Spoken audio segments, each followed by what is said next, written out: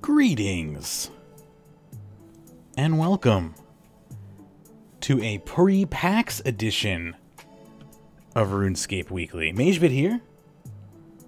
We're going to have a good lineup for you today. We got Pyrnassius, we got Dxthelb, we got David.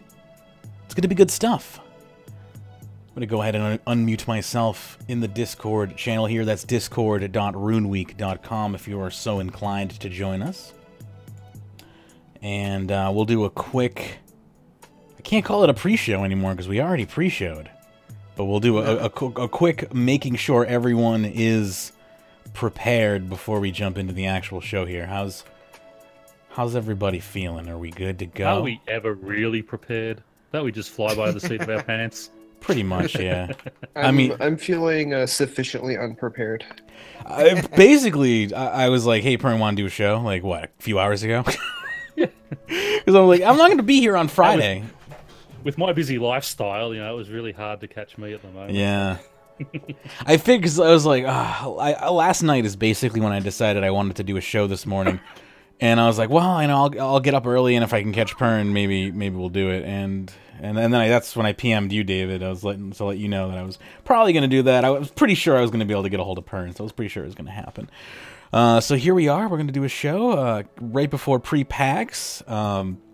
There was a pre-show available if you want to check out the pre-show. It will be available once this show is over at patreon.com/RuneScape. You can pledge any amount, and you'll receive an extra hour of content where we're putting the show together and just shooting the shit. And there was some interesting commentary going on today, because anytime David opens his mouth, there's generally interesting commentary on the show, because he's just like 200 IQ, and then the rest of us are, you know, on the floor below. But that's okay. Can I just interrupt there? You use the wrong name. It is Oh Almighty PVM God David. My apologies. My apologies. No. Hey, Pern, do you get paid by the suck up or what? Paid by the stroke. Hey, don't disclose our financial transactions, but they're substantial. Other advice for people: don't take a mouthful of coffee and then try and talk at the same time. You start choking. Unless you're into that coffee sort of beans thing. would suck, wouldn't they, Pern? Sorry? The coffee beans would suck, wouldn't they, Pern? Oh, that was not good. Radio, then I will go ahead and I will kill the music, the pre-show music, and I will cue up the intro song here.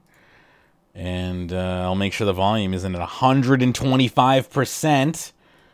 And we will begin the show in 3... Hang on, you know what? Let me take a sip of water first. I'm having some dry mouth issues this morning. I can already tell. It'd be better to... Have some pineapple sparkling water before this begins. Okay. Oh, yum, pineapple. Yes, it's good. Okay, here we go. 3, 2, 1. I gotta turn the music on first, actually. I'm having a morning here. My eyes twitching now too. That's not helping. All right, 3, 2, 1. You're listening to RuneScape Weekly 4/4/18/2018. Why was that so awkward? I'm your host, Magebit, with over 17 years of RuneScape experience. Joining me today is Pyrnassius, Dxthelb, and David. And on today's show, we have Pyrns patch notes, Ninja Poll, TLDW for the month ahead of April, Masterwork still dead, Lil Tuzzy, Big Fish. God damn it, DX, your stupid cursor is screwing me up. I couldn't read the word because your damn cursor is in the middle of it. Big Fish Casino shutdown. Does this affect RuneScape? How is this a thing? And RuneScape is virus. Please help. Thank you for tuning into this edition of RuneScape Weekly. And I'm sorry.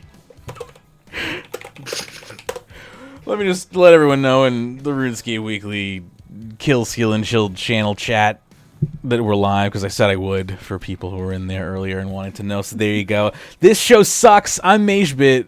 That was the best intro ever. I'm practicing for the your attempt last week, Pern. I'm practicing for the 420 show, as you can see here. Got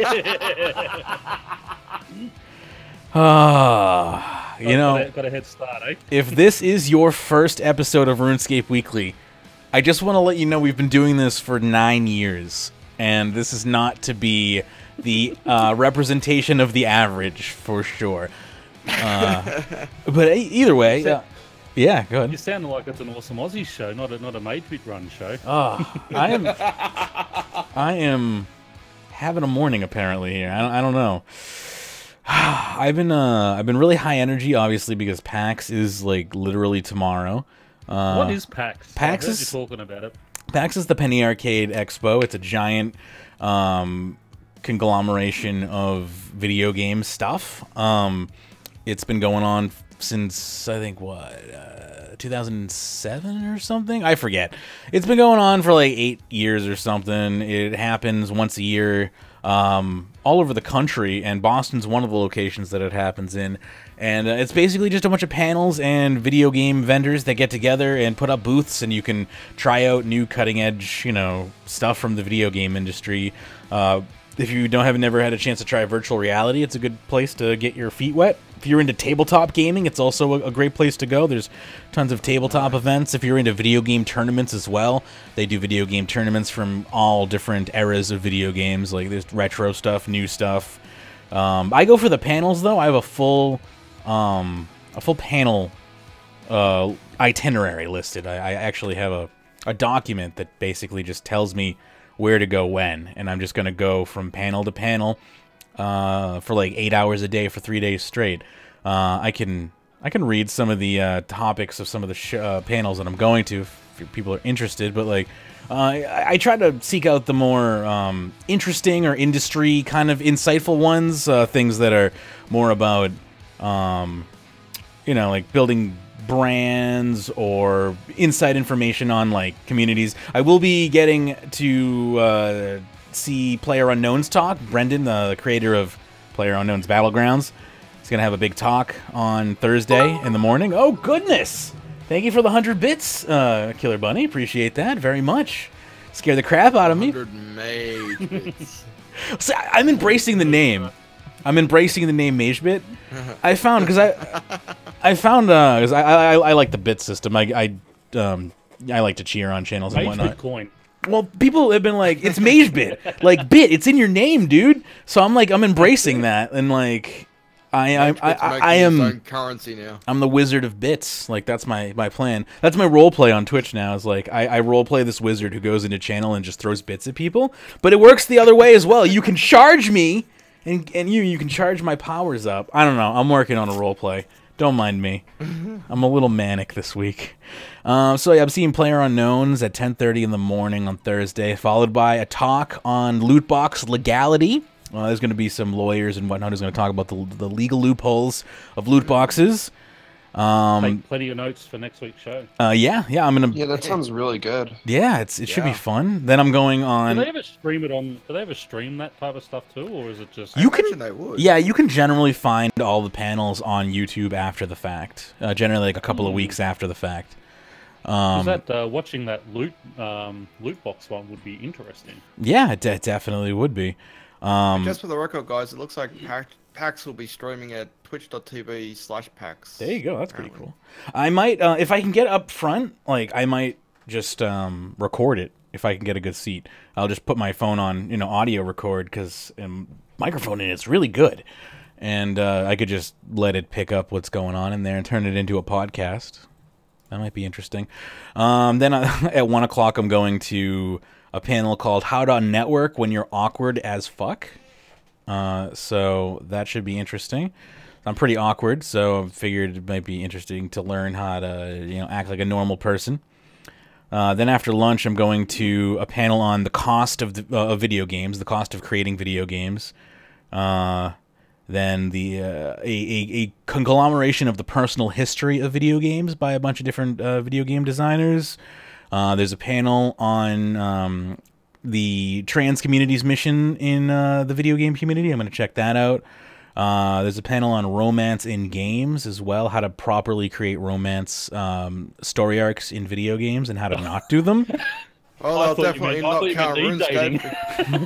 E-dating. When you said that, I thought romance in games as in this is real e-dating stuff? Yeah, we're just gonna. It's just, that room's actually it's at 7:30 at night. You just close the doors, we lock it. It's an orgy. I said that's a real thing right after you said that's an orgy.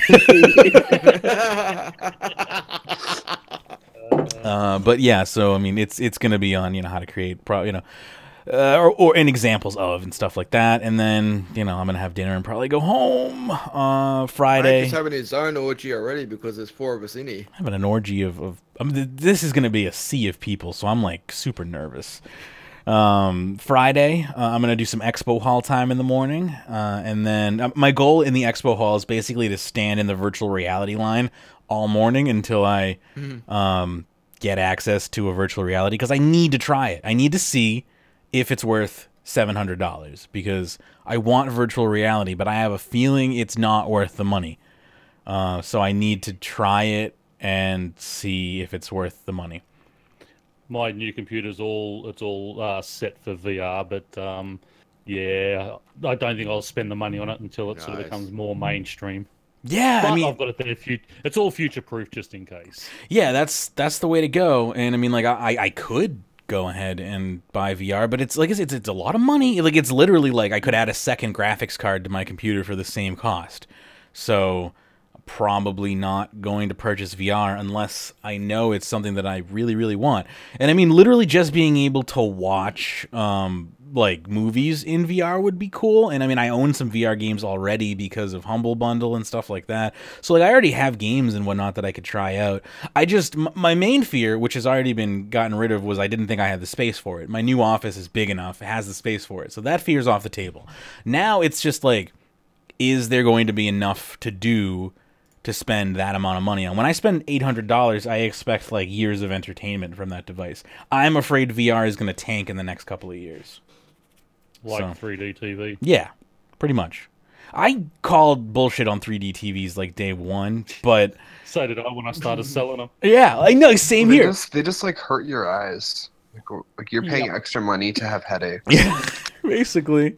When I used to work at Geek Squad is when they came out, basically. That's when they were like hip and cool, is when I was working at Geek Squad. So we used to service them all the time. And most of the time we were servicing ones that were being returned just to make sure that we could resell them and there wasn't any actual damage. Like that was the main servicing. It wasn't because people were like, oh, I need to calibrate this TV because it's been a couple months now and now I need to, I love it and I want to get the picture quality. No, they're like, this thing sucks. Can you just make sure it works so I can bring it back and give me a TV that doesn't cause seizures? Like that. Yeah, exactly.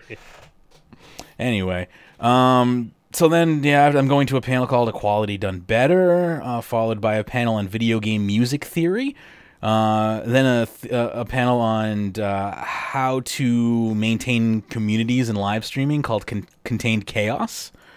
Then I'm going to a panel on the rise of the Battle Royale genre, then dinner, then I might go to the PCMR party, I might not. It's hosted by Corsair, and I want free Corsair shit, so... Yeah, me too. I might go there to get some free Corsair swag. Then I really... This Did you is say swag? swag. With a CH? I did. Then I'm going... What? Minor push. I've got a Corsair mouse about 6 months ago, and I'm so thrilled. Which with one? it. Which one? Scimitar Pro. Is that the one for like first-person shooting? No, I don't think so. I think that's their MMO mouse. Okay, because it's got 12 side buttons. Okay, I how much was it? I think it was like $50. I'm thinking about replacing my current mouse. I found the software extremely intuitive and really useful, and I just replaced my keyboard. I just really like it. I just replaced my keyboard with the Corsair K95 Platinum because my Razer Deathstalker Elite died for no apparent reason. Yeah, my Naga died for no apparent reason. It was pretty. I was really happy with the Naga. Me I was too. Just not happy when it died. I'm still happy with my Naga, and I have been happy with every other Naga that I've purchased, but I've heard really good things about Corsair, which is why I bought the Corsair keyboard instead of buying another Razer keyboard. But yeah, still, I like Corsair. I'm hearing good things about them, so I kind of want to go to the PCMR party to try and score some free stuff. Then at 7 o'clock, one of my favorite YouTubers is doing a panel called Betas, Glitches, and Out of Bounds, so I'm going to try to catch that. 8 o'clock is a panel called Building Better Stream Communities, which I think I need help on, so I'm going to do that because I'm super bad at live streaming consistently. I'm super bad at being in, like, I'm just bad at people. My people skills are lacking, despite my charisma may be 10, but like my social interactivity is like 1, so it's weird. I have like this weird breakdown between my ability to speak and my ability to speak to people. It's weird. So I'm gonna go there and see what happens. And then Saturday is a smaller day. I'm gonna do there's a panel at 11 in the morning called Meaningful Gaming in Education. A panel called Queer Gamers Unite. I'm gonna see that. Then a panel called Pay to Loot, which is basically a panel about microtransactions in video games as well, only like when they've gone wrong and how to avoid that in your games. A panel on post-traumatic growth via video games, and of course, this appeals to me: worst games ever made. That'll round off my PAX adventure with the worst games ever made panel, and that is going to be my week starting on Thursday. If you're attending PAX, don't be shy. Feel free to hit me up at RS Weekly on Twitter. If you want to meet up, have lunch or something, let me know. Good stuff. Anyway. That's my life. That's what's happening this week with me. DX, you bought a new dog? Is that what you said? Yeah, bought a new pug. Oh, what'd you name it? Well, my son wants to call it Gucci. Okay. My other pug is Angel, so I want to call it Halo. But okay. We haven't got it yet. It was born yesterday, so. So you're waiting for it. What did you call it Gucci for? Was it expensive? Probably. No, yeah, well, they are expensive. Yeah. Pugs are very expensive. But yeah, no, he just likes the name Gucci, so. That's cute. Hey, you know what the weird thing is, Pern? In GTA 5, I'm actually dressed as a pug, so. It's true. Think of me next time. That might be. Can might confirm. be when I start live streaming. Wait, maybe you should name your pug Dxthelb, but only call it. Hold on. No, because then I'd have to kick it all the time, and I don't like being called animals. Killer Bunny. It'll be okay because you'll just call it Dxthelb. To answer Killer Bunny's question real quick, let me just. I decided against using the PACAC method because it requires extra input, and I'm too lazy to rebind one of my keys to my mouse that presses that extra input button. If it withdrew from the pack automatically, I'd be all over it, but that extra input is what's keeping me away from that method. Sorry, continue. Oh dear. No, I was going to say when I start live streaming, I might have the pug on screen and be Pyrnassius and the pug. You should. Oh, that would be first of all, and a great way to get viewers is to feature an animal on your live stream. So I highly recommend that. Especially if you can catch them like sleeping in their like little doggy bed or something. Just like stick a camera on it. Like that's an instant like 10% viewership boost right there, guaranteed. There's like there's a channel that I watch. He speedruns, so he doesn't talk. So instead of putting the camera on him, he puts it on his sleeping dog, who sleeps in a drawer next to him. It's adorable. And then like if he puts the webcam on him, people like start rioting and are like, bring back dog cam. What is this shit? So just be careful. You might find out that it's not your stream eventually. You know, it might end up becoming the doggo stream. Anyway, well, the money it's cost him, you can start earning. You see, he needs to start pulling his weight, right? Oh yeah, new dogs are expensive, adorable but expensive. I'm hoping to get a new dog in the next couple of years. Once this place is done and gone, and I can move into my own place, I'm looking forward to getting a dog. Anyway, PSAs for the day. DX, would you like to do us the honors? Okay, the minigame spotlight is currently on Castle Wars. The circus is currently located outside the lumberyard, and the free Solomon General Store item for April is the Dragonfly wings. Thank you very much. Let me not die over here. Literally, I stopped talking for 2 seconds and my throat just like collapses. Pern, I had that problem a while ago. That was I don't know what caused it, but it's obviously gone now. But we're coming into spring on my end here, and I don't live in the city anymore. I'm surrounded by plants and plant matter. So like, if you thought my allergies were bad, wait until we try. Like, we should never do a show on lawn cutting day because I'm an asthmatic mess. Anyway, we have Pyrns patch notes up here.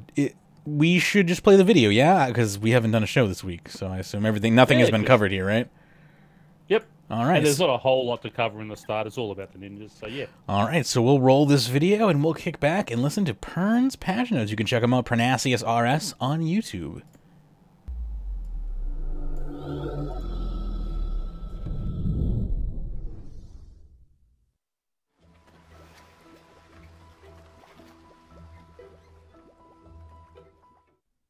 G'day all, it is Pyrnassius back for your game updates and patch notes for the 3rd of April 2018, and yes, these happened on a Tuesday this week, Monday being the Easter Monday bank holiday in the UK, so there was a day's delay on this one, and this week it's a pretty light one. It is just the Ninja Week. Now, first up, many of you may have seen Jagxr, the April Fool's video that Jagex did bring out on April Fool's Day. So, after a recent announcement about Jagxr, we are proud to say that the release is coming soon. We have been working incredibly hard behind the scenes to bring you RuneScape's very own AI. And no, it wasn't a huge elaborate hoax just for April Fools. Okay, maybe it was, but this is a Ninja Week, so moving straight into the important stuff. So, all we know that there's two types of ninjas in this world. The one that's right behind you, and the one who delivers a shed load of patches and fixes, and it's been a while since the ninjas have been out in full force. To bring about the start of April, the ninjas are here to deliver you a round of patches that would make even the most experienced adventurers hyped. Some highlights of this patch week include aura management changes, allowing you to combine your augmented degrade to dust equipment. What about new familiar overrides, 2 boss health bars and cosmetics? This week is bound to be a winner. And on that farm, Old Mod Raven had a farm EIEIO, and on that farm he had a what? You've probably seen bouncing around the forums or on Reddit and Twitter, but we have a bumper competition going on at the moment. Be sure to check it out. And for those of you who don't know, farming is coming to RS3, and Mod Raven is looking for player feedback on what animals we want in there. Moving on, the player gallery piece of hate. This is your last chance to get in on that competition, so make sure you get in and do that. And Lootescape this week, we have the live streams. I think this week is the last week for the elite clue scrolls. If you're up to that, and if you do qualify for elites, you can upgrade to a master if you get very, very lucky. This week's live streams are Tuesday, April 3rd at 1600 UTC, April the month ahead Q&A. Join our JMods on the sofa for a Q&A about the projects coming in April. This month we have exciting projects for you, including safe cracking, rebuilding Edgeville, line fire making, as well as good old ninja fixes. Now, I will admit, when I saw line fire making on the behind the scenes video, I was wondering if that was going to be their April Fool's joke, but no, it is coming and it looks really, really good. So encourage all of you to get out there and have a look at the behind the scenes video if you have not done so. Also on Sunday, April 8th at 1800 UTC game time is PVM with Mod Lee. So join the resident PVM expert with another mass this Sunday, and again the guaranteed clue skull drop will be there. And again, the Pink Skirt community events team has put together a whole bunch of different events this week for you. So I will let you have a look at those if you want to go ahead and do that. You can pause it there and have a look, but in the meantime, let's now head over to the patch notes. And this week they come courtesy of Mod Shawnee. So as always, be sure to submit a bug report should you encounter a gameplay bug or graphical glitch in game. So first up, our graphical updates. Hajidi no longer has glitchy green hands over his gloves, fixed a broken animation in the Great Brain Robbery Shanty recap, and polycolours have been added to the whale and hanging sailfish at the deep sea fishing hub. Onto quest challenges and achievements. Fixed an issue that prevented the ability to continue the ritual of the Magebit. That would have been unfortunate for people. Added the ability to reclaim the rewards lamps from the quest ritual of the Magebit if destroyed, allowing the use of them at a later date. Corrected Smith's description of Brass Hand Harry. Corrected stat and animation visibility on Captain Donnie's crew zombies. And teleporting to Brain Death Island via the Dungeoneering Cape and Horde Stalker Ring can now continue Priestess of Hate when required to visit. Skills, D&Ds and minigames. The Imp Hide Hood has been corrected to the Imp Hide Hood on a Master Clue Trail. A broadcast has been added when a player receives the Vinny pet from the Wisps of the Grove D&D. The Wisps caught during the Wisps of the Grove D&D now have a left-click option to catch them. Achievement Fill Them All will no longer reset every time you remove items from a hidey hole. Agility Arena tickets looted from Pirate Implix are now placed in the currency pouch. Change Dagon High to Dagon High for the Master Tier clue. And basically all they've done on that Imp Hide Hood and that one there, they've just taken out the dash and put the correct thing in there.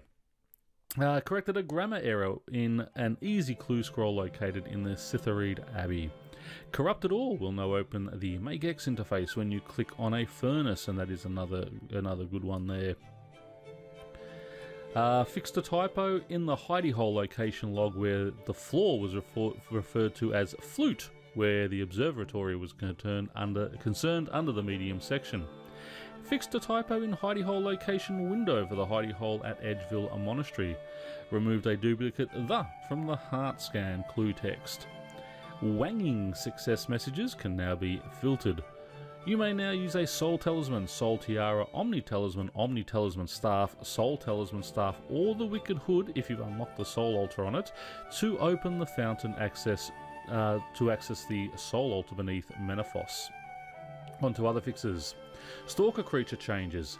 The damage against magic creatures when using the Hex Hunter bow has been increased from 10% to 12.5%. The base accuracy of the Hex Hunter bow has been increased by 10%. Elite Soul Gases will now reroll 3 times on the regular loot table. When attacking a monster which deals magic damage with your Hex Hunter bow, it will now display an icon on the monster bar which lets you know that your damage bonus is working against them. So some great little changes there for the Soul Gazers and, more importantly, the Hex Hunter bow. A missing description on the Augmented Tectonic Robe top Blood has reappeared in the More Info panel of the Invention interface. Corrected a spelling error in the Brimhaven/Shiloh Village cart transport system. Drinking from a heated tea flask stored in the bank now works as expected. Fixed an issue where setting up action bars on the ability bar caused the game to still think you were on Tutorial Island. Port Armor now displays correct degrade tooltips. Stopped Wilderness Slayer contracts dropping to the floor in PvP combat. Thank you webpage pop-ups no longer appears on character customization when you create a new character. The special attacks refund will no longer be affected by adrenaline boosts, and you can no longer re-augment an already augmented item. That'll save people a bit of money there. It is now possible for augmented items that degrade to an inert state listed below to reach item level 20 by combining them with another copy to recharge them. The following rules apply. Remaining charge of the two will be combined and any excess is lost. Perks are retained/transferred. Only one of the copies may have perks when combining. The greatest item XP of the two items is retained, they aren't combined. Dyed objects require the non-dyed variant and the resultant objects remain dyed. Affected augmenting items that you can combine are the augmented ceramic Hauberk, Chaps and dyed variants, the Malevolent Cuirass Greaves and dyed variants, the Tectonic Robe Top Bottom and dyed variants, the refined Animacore bodies and legs of Seren, Zaros, Zamorak and Sliske, and the superior top legs and weapons of Zuriel, Statius, Vesta and Morrigan. So for those out there who want to get those to level 20, you now can. Setting fires on Tutorial Island is now prevented by adjacent blocking. Some blocking tiles have been removed from the survival skills area of Tutorial Island. The Bombi Boss pet familiar override can now be recoloured. This is done by right-clicking the pet in the pet's interface and selecting the recolor option. The visual option will now allow you to change your skybox/filter anywhere you like except for Araxor's Cave. The iced dye variants of the Staff of Sliske, Seren Godbow and Zaros Godsword will now correctly show their untradeable wealth value in the Wealth of Velia interface. The Master Camouflage outfit will now display in text by the name how many strikes your elf clan has given you when using it to teleport. And the mining tutor on Tutorial Island now checks your worn equipment for the bronze dagger you smith for him in case you equip it before the worn equipment interface becomes available. Moving on to the ninja fixes. A new lunar spell Spin Flax has been added with 81 magic requirements after the completion of the Dream Mentor quest. A permanent grappling hook can now be made with a mithril crossbow, 5 mithril bars and a mithril grapple. This can be added to the tool belt. Added a green system message when an aura comes off cooldown. Aram, Darok, Guthan, Kirill, Torag and Varak, the bubble pets, now act as familiar overrides. A God Wars Dungeon 2 achievement path has been added. An auto extend aura with Viswax feature has been added to the aura management interface. A message to display when an aura has come off cooldown toggle has been added to the aura management interface. The aura management interface will no longer stop the keybinds from working. Cosmetic overrides of task items have been added to the wardrobes. Keepsake items have also been removed and a key refunded. Keybinds have been added to the Grand Exchange interface, so numbers 1 through 8 will open the corresponding offer slot or attempt to buy if empty. Control plus 1 to 8 will open the corresponding offer slot or attempt to sell if empty. 9 will retrieve any lent item. I will collect all to the inventory and B will collect all to the bank. The King Black Dragon and Giant Mole now have boss health bars during their encounters. The Giant Mole health bar will display after its tutorial is completed. More aura information is now displayed within the tooltip on the aura buff icon. Neen dupes now appear within the loot inventory when killing Ganodermic beasts. I wish we had the ability to turn Neen dupes off as well, but anyway. Players will no longer be able to surge/escape through the duel arena. Removed the tree at Incandescent Wesipe's colony. The I'm Forever Washing Shadows achievement will now display if you finish depositing a certain type of shadow core to help track progress. The Kingdom of Miscellanea will now provide additional resources at midnight game time instead of the 24 hours since your last collection. The Magebit aura can now be used at Talos. The Tusker's Wrath ability has been changed back from free-to-play to members. The amount of money stored in the Kingdom of Miscellanea coffers is now displayed in the on-screen overlay. The bank scroll bar will no longer be forced to the top when dragging any item into your inventory. The locations you can teleport with the Wilderness Sword have been added as a right-click option when worn. The skill guide will now display skill cape perks in the 99 section of the skill. The Slayer shop in Berthorpe will now correctly stock Slayer gem packs. Slayer shops will now correctly restock Slayer gem packs at midnight. The tooltip interface has been updated and reworked. The main focus of the update is to provide more useful information to the player as well as to better future-proof the belt for additional items. Tiny Death can now be used as a familiar override, updated the tooltips for the favourite button on Aura Management interface. When getting your first Slayer task, which is the Gelatinous Abominations from Turiel/Spria, the Slayer counter UI is now turned on. And finally, the Enduring Glaciite will now be aggressive to the player when they spawn when fighting Glaycores. Just one thing there, they've got a couple of these overrides, Tiny Death and the Bobbleheads, but still nothing on being able to override our legendary pets. That is one that I am really looking forward to. But anyway, that is it. Hope you all enjoy that. Do apologise my dog barking in the background right then. But until next week, may your gains in RuneScape be plenty, and I'll catch you then. Bye for now. All right. Good stuff from Pyrnassius. Thank you very much. Have you seen that tool belt update, Mage? I've seen pictures of it. I haven't actually looked at it, but it's pretty nice. Like, from the pictures I've looked at, like, as far as the way it's organized, holy crap, it's, like, readable. The old one was, like, impossible to discern where the hell anything was. So, what are your thoughts? Do you like it?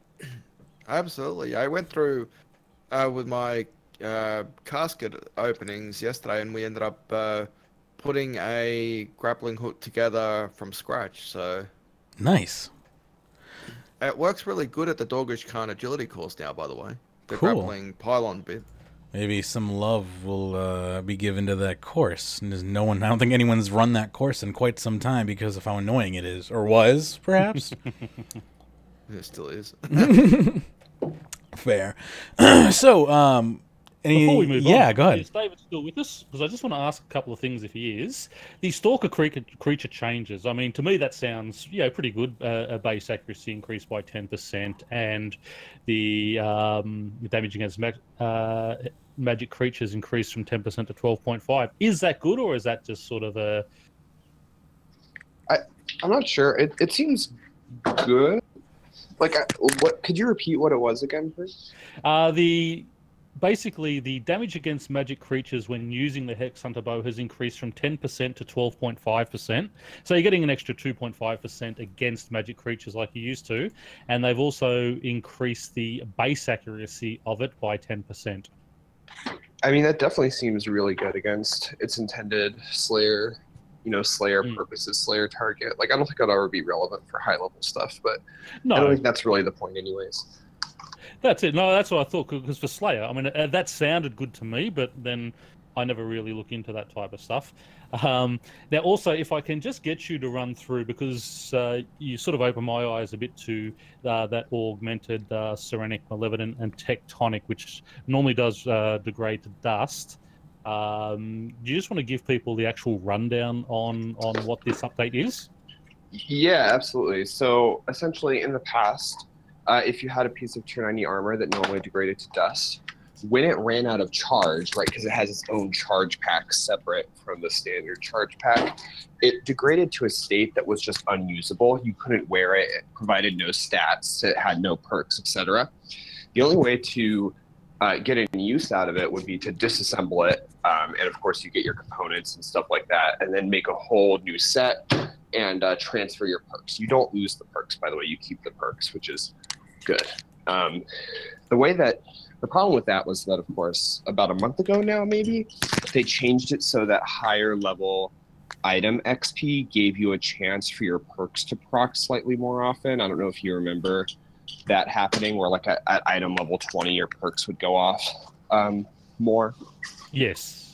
Yeah. So that created a problem because tier 90 degraded to this permanent broken state more quickly than it was possible to get it to level 20. It would degrade around level 13 or so. And that was obviously an issue because that meant that if you're using tier 90, you can never take advantage of the extra proc chance. Is this sort of making sense so far?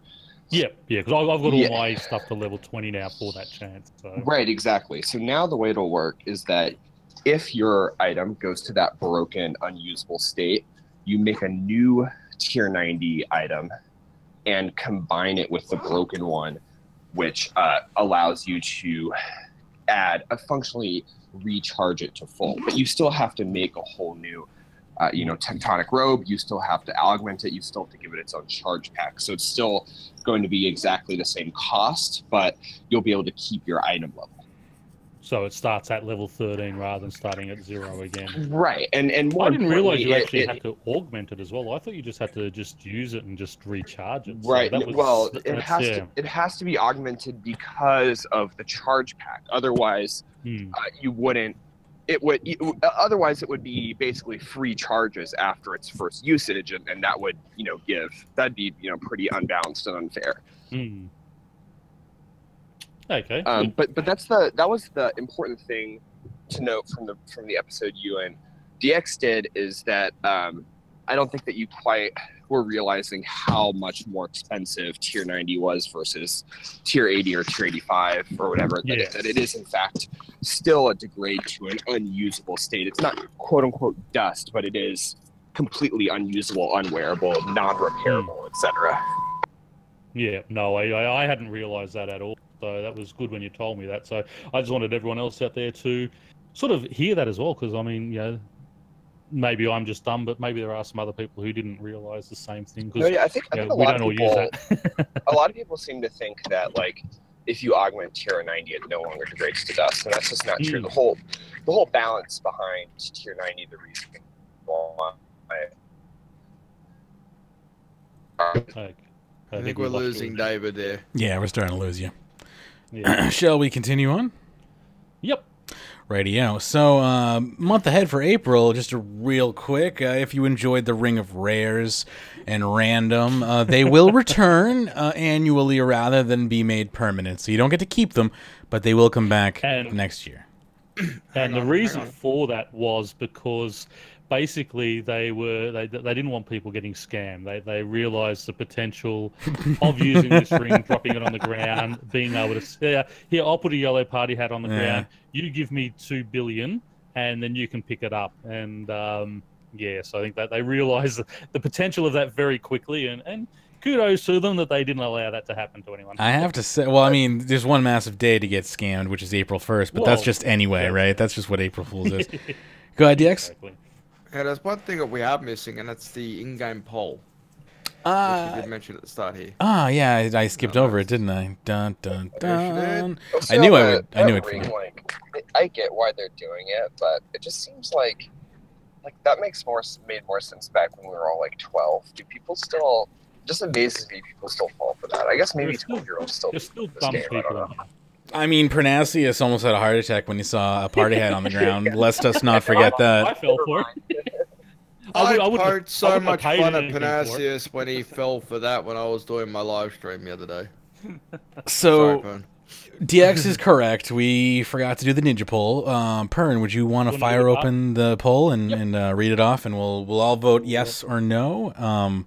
Let me just find where the polls are. There's 2 heads. There. Vote now. Yeah, I know. It's Ninja Forum. Okay. All right, hang on real quick. This is for Ninja Fixes. So you're reading it. You're going to answer first. I'll answer second. DX answers third. David answers last. Everyone got that? All right. Sounds good. All right. Okay, it actually, when you click on it, why does it open? Oh, boy. You clicked on the forum button, didn't you? The ninja Yeah, forum you button. don't need to click on the forum okay. button. You just need to click on the actual That's- screen in front of This you. is bad interface, to be fair. Like, Yeah, I just saw Ninja. Okay, that's it. Okay, so first up, this is from the Ninja Fixer survey number 2. Should we add an all-in-one God Wars Soulstone for the 4 God Wars General? Now, see, again, they don't give us enough information. I would Right? say yes, but it should be a smithable item. You should be able to It won't collect all be, the yeah. soul stones and then use something to smith it together. I'm going to say yes because it'll be a good item, but it is again something that could be used in another update that they're just going to slap in as a ninja fix. But I said yes on that one. yeah, I voted Shouldn't yes. it obviously, if it comes, shouldn't it obviously be a quest reward? Like that's what the last two. It would be better as there's a quest precedent reward. for this to be a quest reward, right? Because the shard was a quest reward, right? Exactly, And then yeah. the other shard was a quest reward. So I think it's I think it's on par with them trying to make God Wars Dungeon 1 similar in mechanics slightly to God Wars Dungeon 2 because people really hate building up soul count. But yeah, it definitely would be better to make this a quest reward than not make it a quest reward. That What 3 is the minutes. soul stone item anyway? I'm just curious because I'm not sure. You get it from hard mode God Wars Dungeon DX, and basically it allows you to track kill count. It doesn't work the way God Wars Dungeon 2 does. Basically, the way it works is that for every hard mode kill you do, you get a kill count in the Soul Stone. Mm-hmm. So it only charges. It only drops in hard mode and only charges with hard mode. Yeah, so they just basically want to make an Omni one so you can get kills at any boss, it sounds like. I don't fully get this, but I don't know. I voted yes. If they maintain the current mechanic, it's not particularly useful as an item. It'd be better if they allowed it for they God could Wars change 1. I don't know. If they allowed it for God Wars 1, I think it would be massively useful, but if it's for Yeah. hard mode specifically rather. If they allowed it for regular mode, it would be very much useful. If it's only for hard mode, then it probably isn't going to bring much use to anyone. I don't think anyone really does hard Well, mode. that's one of my. I've got a new series I want to bring out. It's going to be called Pyrns. Was it? Thought bubbles and brain farts, where I just have sort of different ideas. And that was one of the things I have with the new smithing update, that there is an essence dropped from the God Wars that you can then charge up a sigil or some similar type of item, which will store kills. So I can go down there and store up 200 kills if I want. And then I just have to equip that and go down there. And it works like God Wars Dungeon 2, where it just siphons off those kills. And then you can sort of either have it degrade to dust or have it rechargeable with just more kills. But that is something that would be better. I've got a Soul Stone. Never ever use it because I don't see the point in it. It takes 3 minutes to get your kills really down there anyway. Yeah. But anyway, so I said yes. Mage said yes. David? I said no because for me, so many of these polls are just like, do you want X item? And I can't imagine myself really getting that much use out of this, the way they've described it. So, yeah, not fair enough. that interested. And DX? And I said yes. I didn't know what the Soul Stone was, but thanks to David, just explained it. I think that's a good idea. Okay, so we've got 3 yeses, 1 no there. Next up, should the defense requirement to use the Curses prayer book be removed? I would say no. Leave the requirement as it is. I said yes because I don't know what I'm talking about. I say no. Leave the requirement as is. Yeah, I said no. I think it's just for like pure builds for like PKers or whatever. But Yeah. like, is that even anymore? Like, That was the well, only that's thing. exactly why I said no, because it's for pewers who go in grief people in the wilderness. That's why I said no on that one. I figured it was for a niche audience that was wanting this. I just didn't know who it was for, so I voted yes. Griefers. Next up, should we graphically update the Dagonoth King boss pets to match the models of their larger counterparts? I said I'll say yes to this one. I think they should look like the new ones in game. I want everything to look like it's RS3, not OSRS. At first I put no, and then I changed it to yes because I had pretty basically that train of thought play out in my head live. I was like, Sorry about my dog. it's all right. How about you, Welcome DX? to Dogscape Weekly with Pyrnassius. Yeah, I definitely agree. They should change the Dagon the King Boss pets to match the models of what they've got right now. Fair. Okay, well, after hearing that, I wish I had said yes. I said no because I felt like a yes vote was giving approval to how the new case. Come back to your microphone, David. It's running away from you with that bus. Can you? Yeah, sorry about that. I said no. Gotcha. So far, it's been 3-1, 3-1, 3-1. Oh dear. Continue on, Pern. Pyrns currently got his mic muted, so I guess I'll take over for a bit. Sorry, no, it's okay. I clicked the wrong thing. Okay, fine. I'll leave it to you, Pern. Go away. Should the little Tuzzy pet be obtainable even whilst on a raid lockout period? I would say yes. So it gives people a reason to go down there when you're on a lockout period. It doesn't really. I mean, you don't get any rewards other than chasing the pet. So I would say yes on that one. Yeah, that's my train of thought as well. Is why not? Like it's not a monetary reward. You're just grinding out for pet. Like I got no problem. I love pets. Yeah, and also it'll help people like David to take people down there for when they get people who want to pay for it, they've still got their chance of getting the pet while they're helping other people get their comp capes. Yeah, I voted yes as well. Yes, yes. 4 yeses. I've been Tuzzy off of the title forever now. Nice. Haven't you got it yet? No, I don't have Lil Tuzzy because it's that's what only available on resets. So I only have like 410 BMKC or something. Okay. Yep, no, definitely should be allowed on that one. Should we remove the 120 Slayer broadcast from all worlds except the one that it was earned on? They don't really bother me, so I'll just say, no, leave it as it is. I said yes. I said yes, produce the 120 Slayer broadcast. I mean, especially because their system, when it comes to broadcasting, is screwed up anyway, so that repeats itself 10,000 times. So. That's true.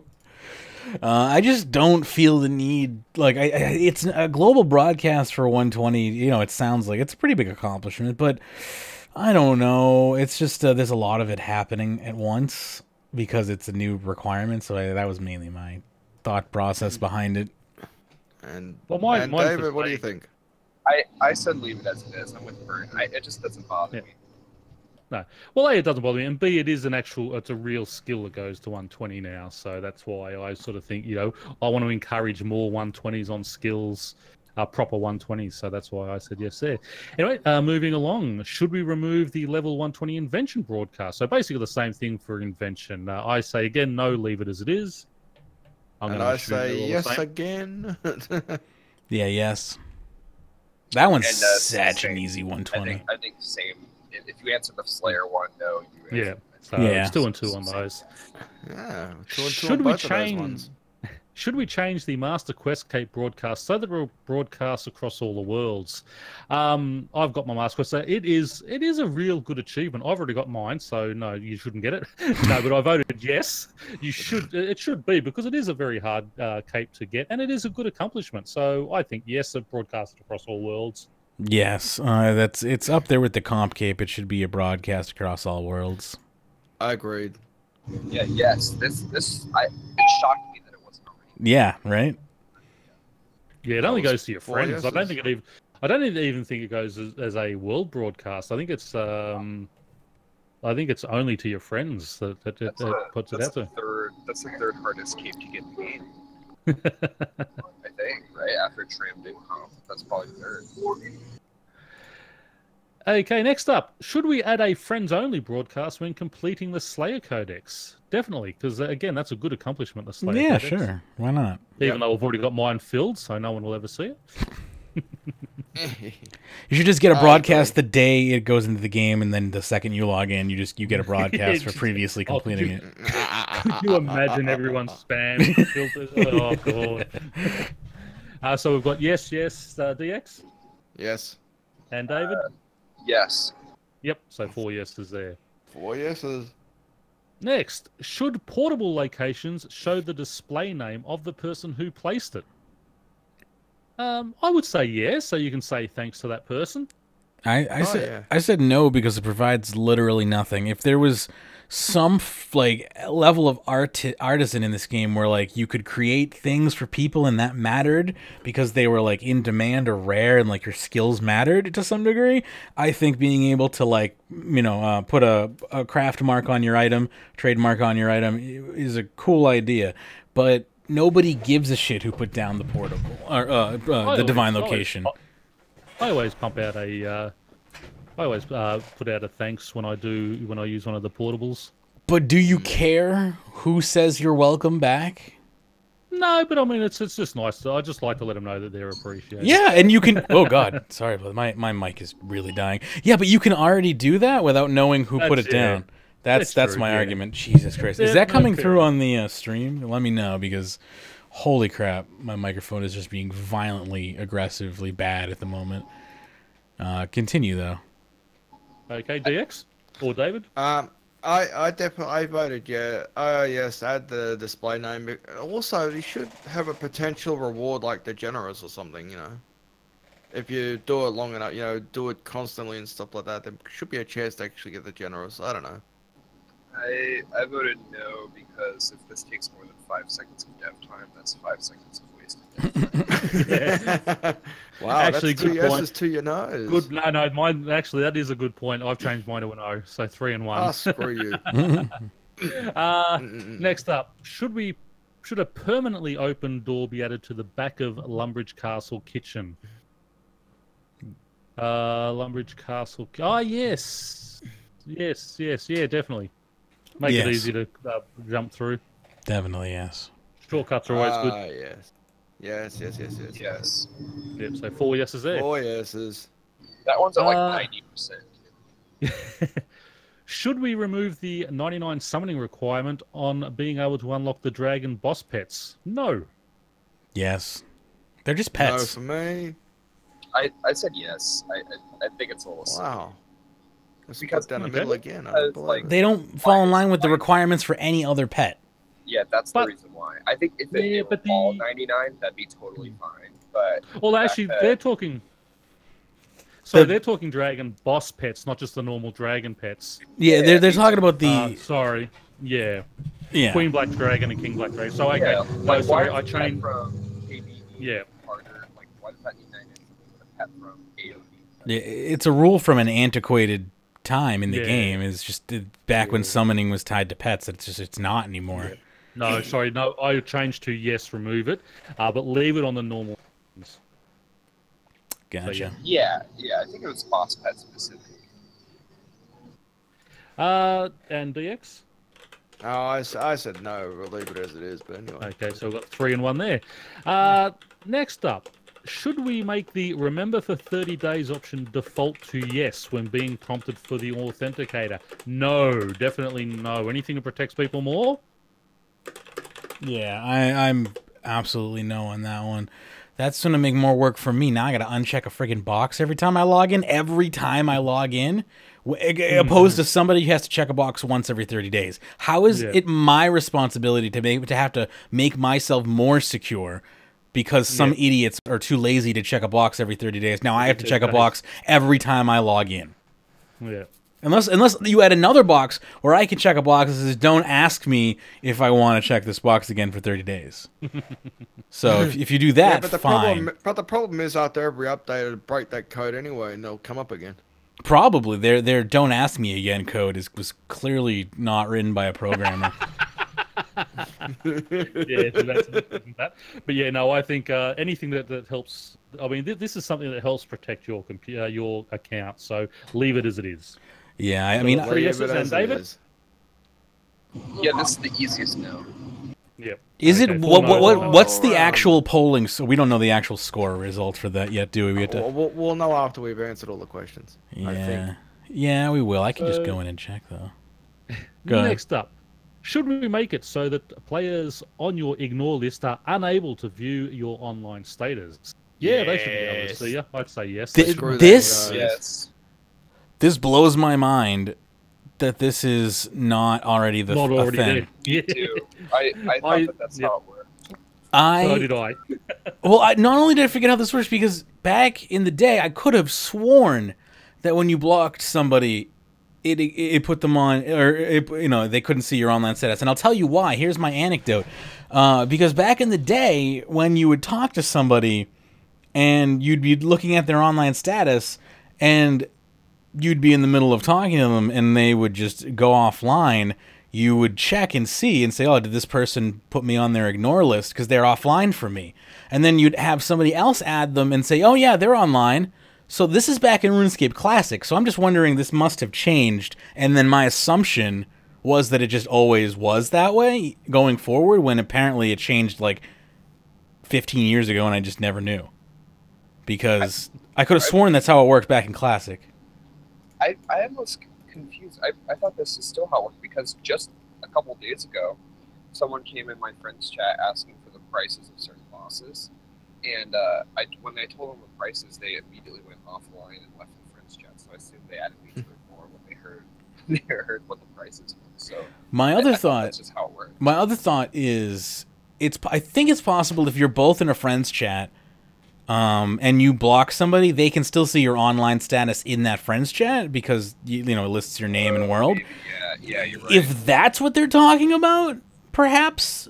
Maybe that's what they mean, but like I was looking at Reddit, and it seems like a lot of people are just as confused as I am and you are and whatnot. So I don't know. I honestly just don't know. My thought was that this is just a weird way of asking, should we keep this as it is or something? I'm pretty convinced that that's how it works. Maybe it's the friends chat thing. It might be. I'm still. The answer remains the same as to what this should be. Obviously, the answer should be a resounding yes. It just I'm confused and slightly taken aback by the fact that blocking somebody would not take away their ability to find me. Yeah, exactly. It's like the definition of block. Anyway, continue. Okay. So I think we had yeses all around on that one. I hope so.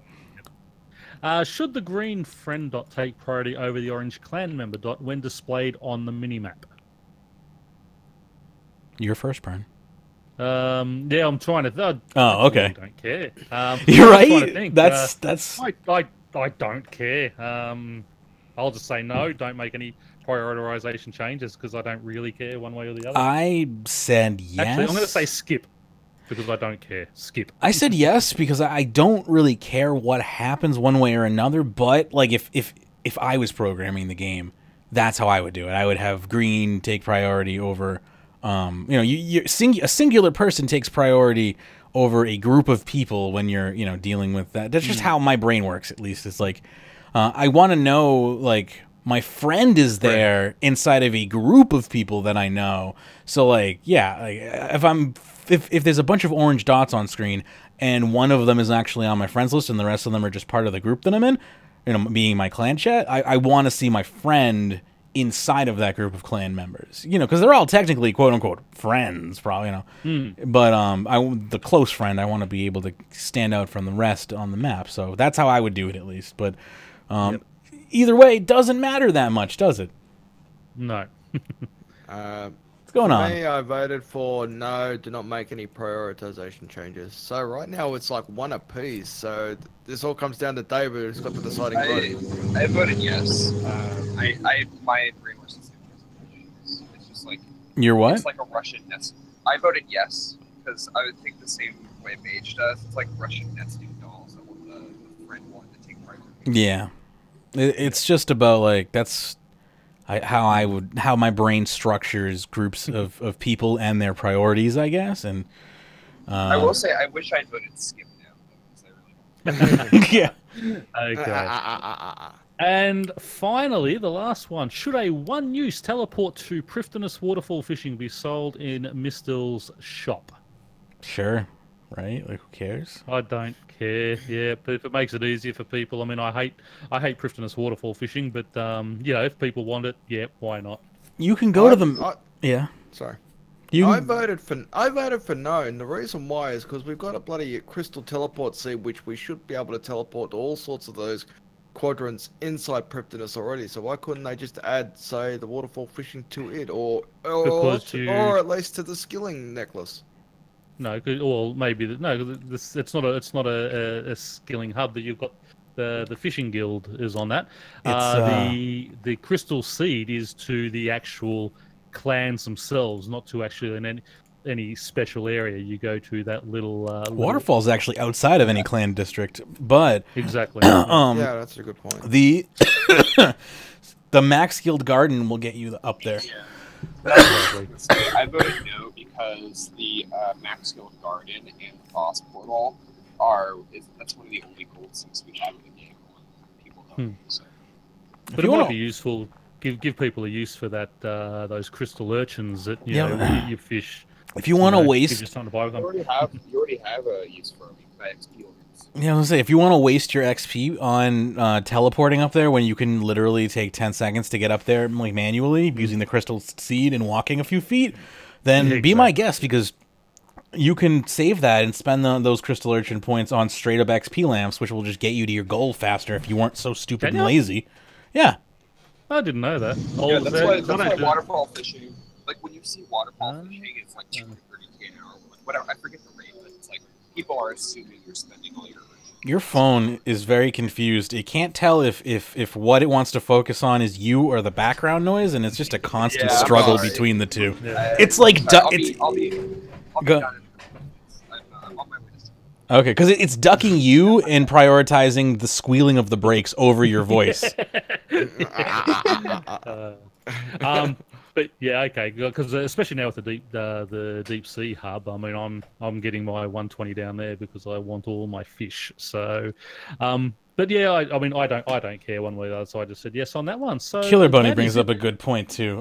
He's like, and now with the tool belt grappling hook, you don't even need to remember to bring a grappling hook anymore. So it's like, it's just like, it's so easy, just do it. Anyway, good. And we do have the results now after the survey is done. Yeah. Yep. Do we care to read through them all? That's up to you guys. Yeah, we should. I think so. Yeah.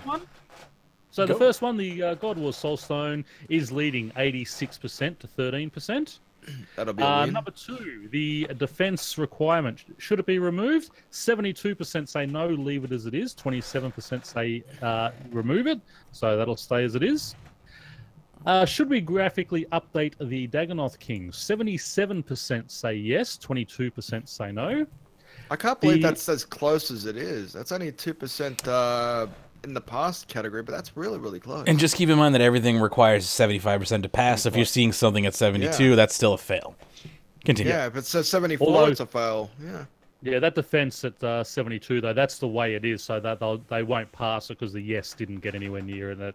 Gotcha. Next up, should the Lil Tuzzy pet be obtainable even whilst on the Rage lockout? 75% of the people say yes, 24% say no. That's right on, man. Yeah. Get out way there. too close to call. Yeah. Get out there and get that passed, people, if you're listening. Vote yes. Next up, should we remove the 120 Slayer broadcast? 43% say yes, reduce it. 56 say no, leave it as it is. So that'll stay as it is. So that'll be, yep.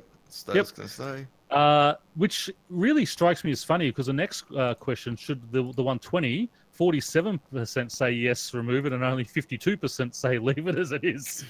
But again, that'll be left alone. That'll be left the way it is as well. The Master Quest Cape, should it be broadcast across all worlds? 71% say yes, 28 say no, so it doesn't look like that'll pass at this stage. Wow, how? That's surprising. Yeah. Should we add a friends-only broadcast with the Slayer Codex? 73% say yes, 26% say no, so that is no, he's going to get the chocolates on that one.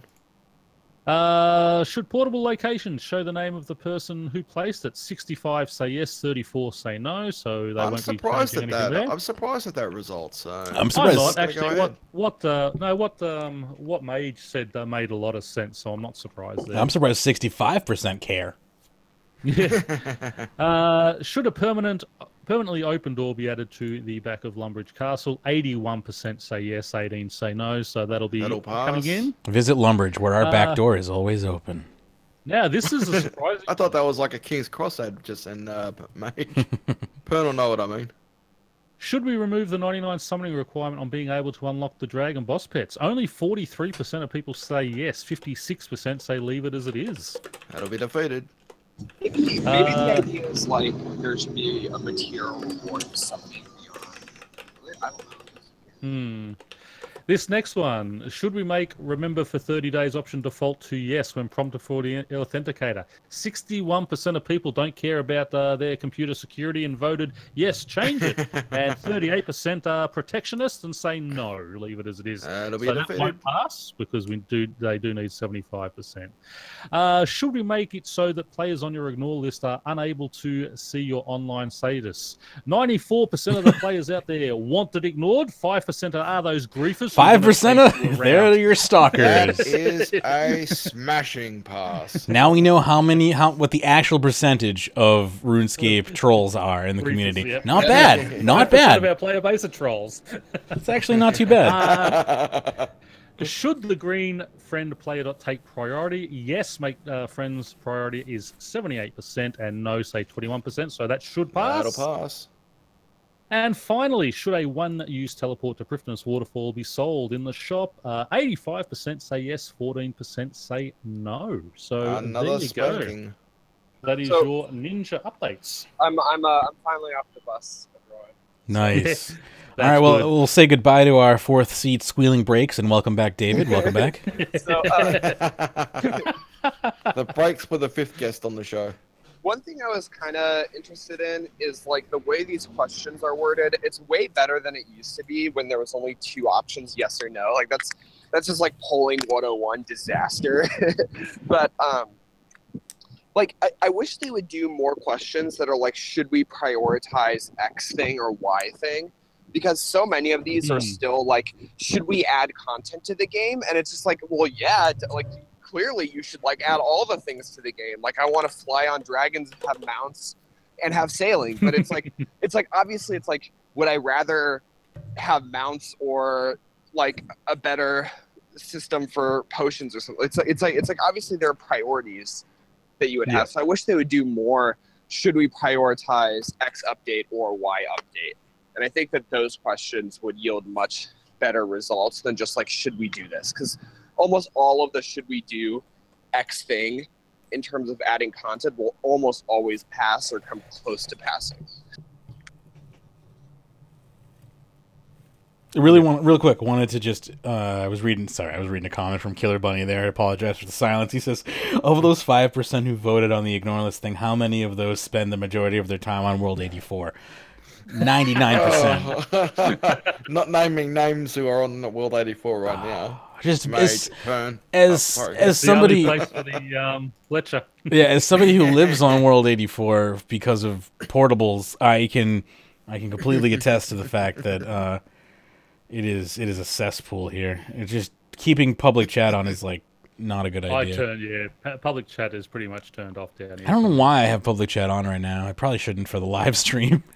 Anyway, sorry to interrupt How you else there. are you gonna say thank you to the people who That's the portable that's stuff? right. That's absolutely right. See? Oh, well, you know what? If I could just examine it to know who put it down, I wouldn't have to worry. You know, no. Yeah, then I could PM him then and say thank you. Yeah, I wouldn't have to worry about public chat.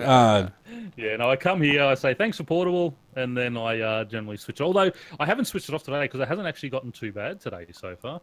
Yeah, I don't. It's just been this like I don't know. The wet memes are just off the chart the past week. What is this? I don't know, and I don't think I want to know. To be honest with that's you, true. That's true. Yeah, because I've been seeing that, and I'm going. I don't understand what it means. there's been a so- guy here for the past week. His name is just Wet Lord, and every 10 seconds he's just talking about something and how wet it is, and it's just weird.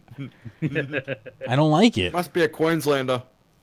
Maybe I don't. Too soon, Pern. What do you reckon? I got. Yeah.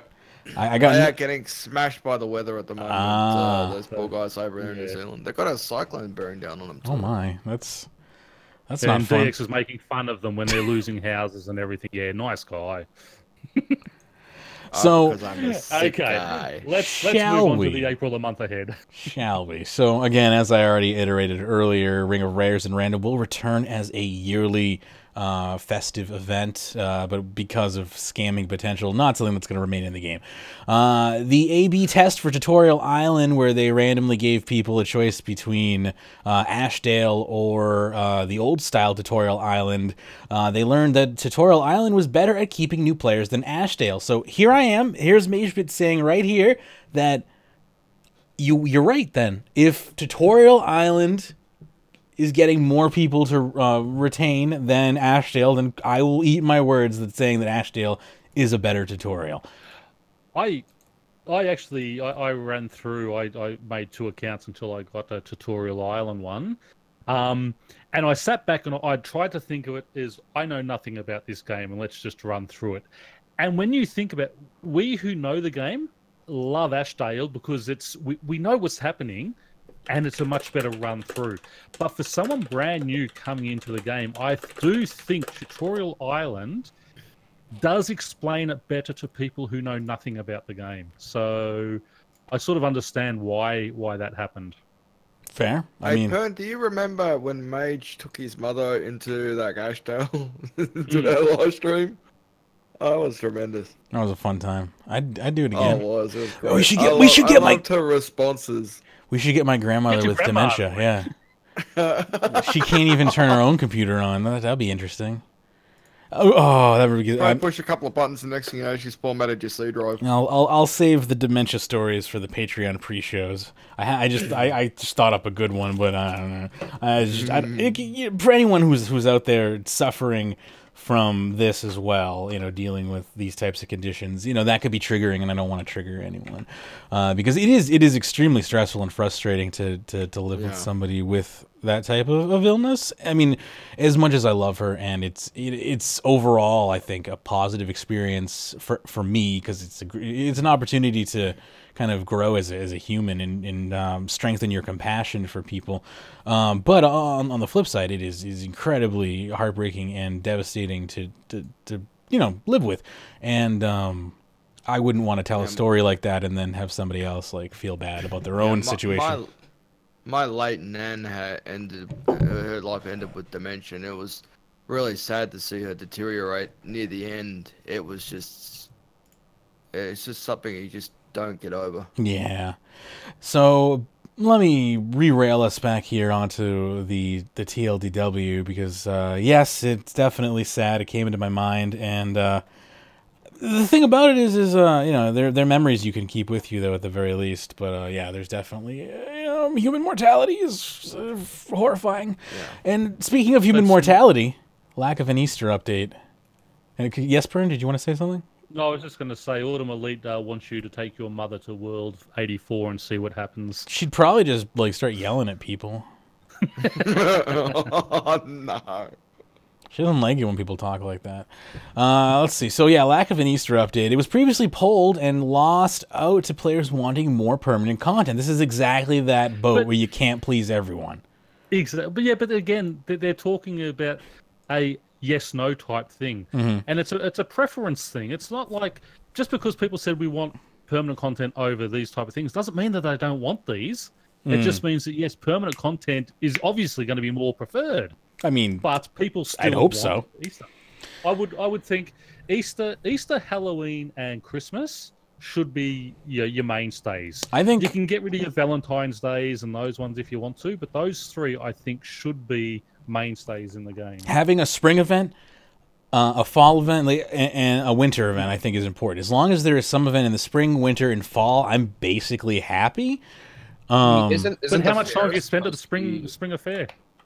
The spring affair, I like the sound of that. How long have you spent at the spring fair? They've got a spring event in there now. How long have you spent there? I go there once a day to collect my prizes, and that's about it. Exactly. Pretty much. I think in total throughout the month, the same amount of time that I would have spent on an Easter event, I would assume. I mean, I get you. Event's that one fun little. I get you. You like the Easter event because it's a fun little story quest, and I say to you, why can't we just have a fun little story quest? Why does it have to be related to Easter? If it doesn't have to be related to Easter, if I've got a fun little story event that's a sort of a, just that one little. I think what we really need to talk about here is why we have the spring fair instead of a fun story event. I'm all for a fun story event any time of the year. I don't give a crap about Easter specifically. I just think there should be some sort of event in the spring, some sort of event in the summer, some sort of event in the fall, some sort of event in the winter. Factory? That was fun. That was awesome. That is my favorite Easter event of all time. Yeah, me too. Okay, but for me, again, like, if they did the spring fair, if they did something like that, and they had a little quest type thing attached to it, I'd be happier.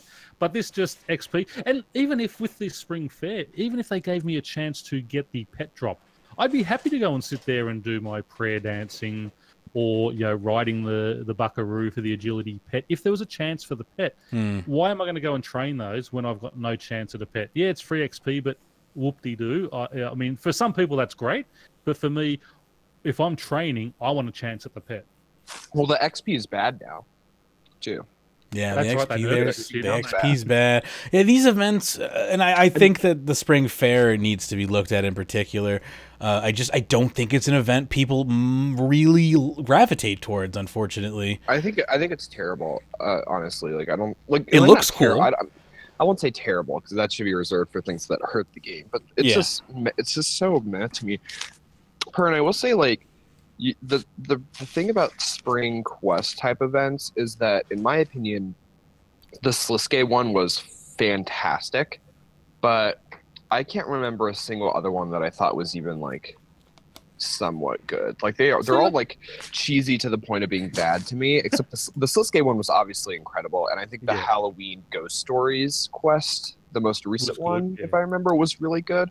Yeah. So I think sometimes when done right, they're really good, but oftentimes it seems like it takes a good bit of development time because you need a story writer, you have to do animations, you have to, I mean, they reuse assets for sure, but they have to build a lot of stuff. Whereas the Spring Fair, they could literally just use exactly the same stuff as last year, fiddle with the XP They also rates. want people to stop equating the Spring Fair as the Easter event. Like that's they want people, like, they're not saying that the Spring Fair is replacing the Easter event or should even be considered like on par. Like they're supposed to be two completely different things that happen to run at the same time, but that's unfortunately how it feels, right? Like it's and still, especially when they put those 10 Easter eggs you hunt around to pick up, which was in last year's, so you don't need to do it again if you already did it last year.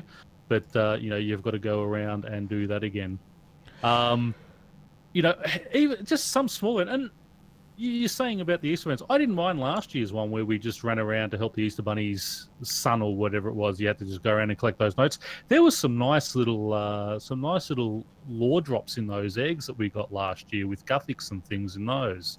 That type of thing was really nice. And there's also no reason why we can't just now rerun the 2005 Easter event. It would be nice if every holiday, like the holiday codex opened up and you could just jump inside of it and go to any event you wanted.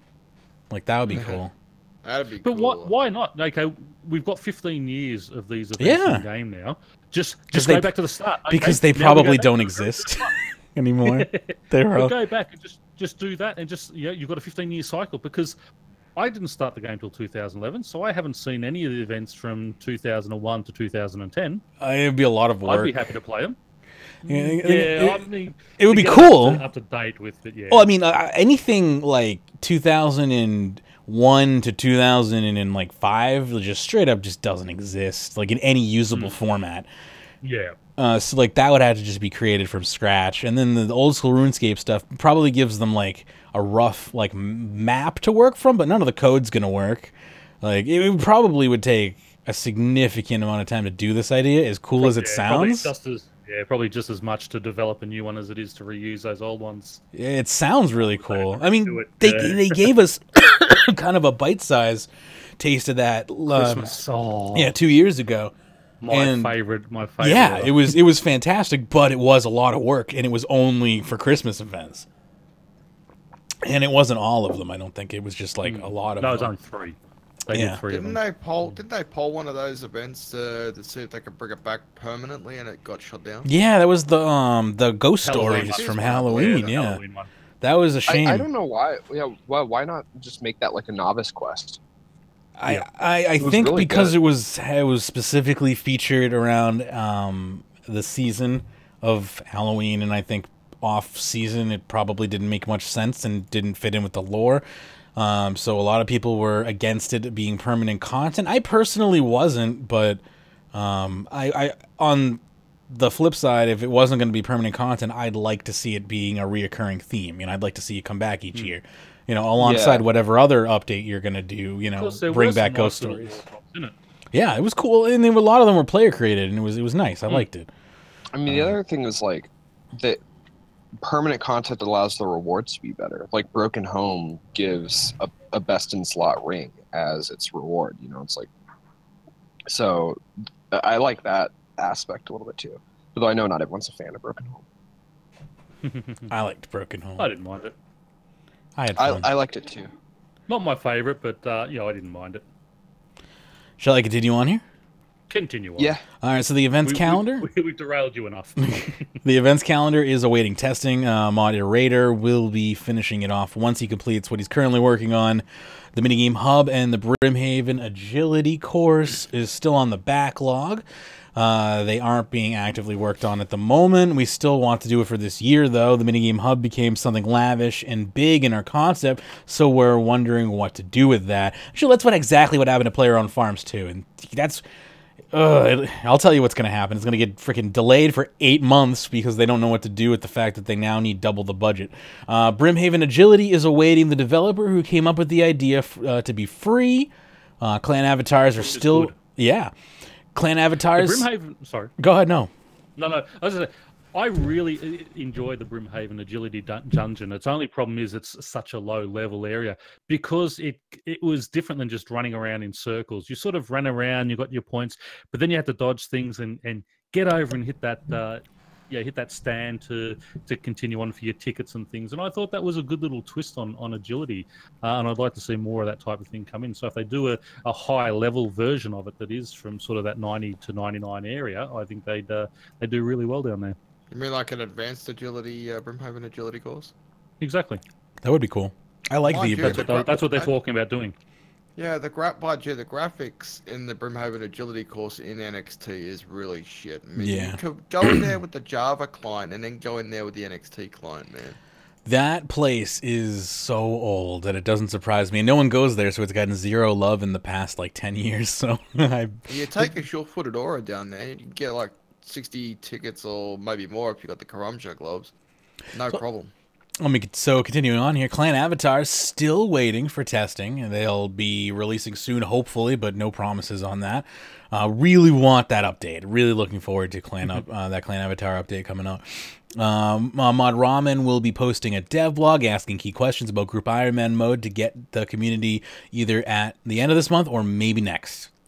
So that's saying, they want to know how many people, and I said one. Who's the one? One in the group. How many people do you want in a group? Up to 5. I said, put one in, because that's what Iron Man is all about. It's doing it yourself, not in a group. Yeah, it doesn't make much sense to me either. No. My throat is falling apart. You want to pick up for me for a minute? Thank you. Build a backlog.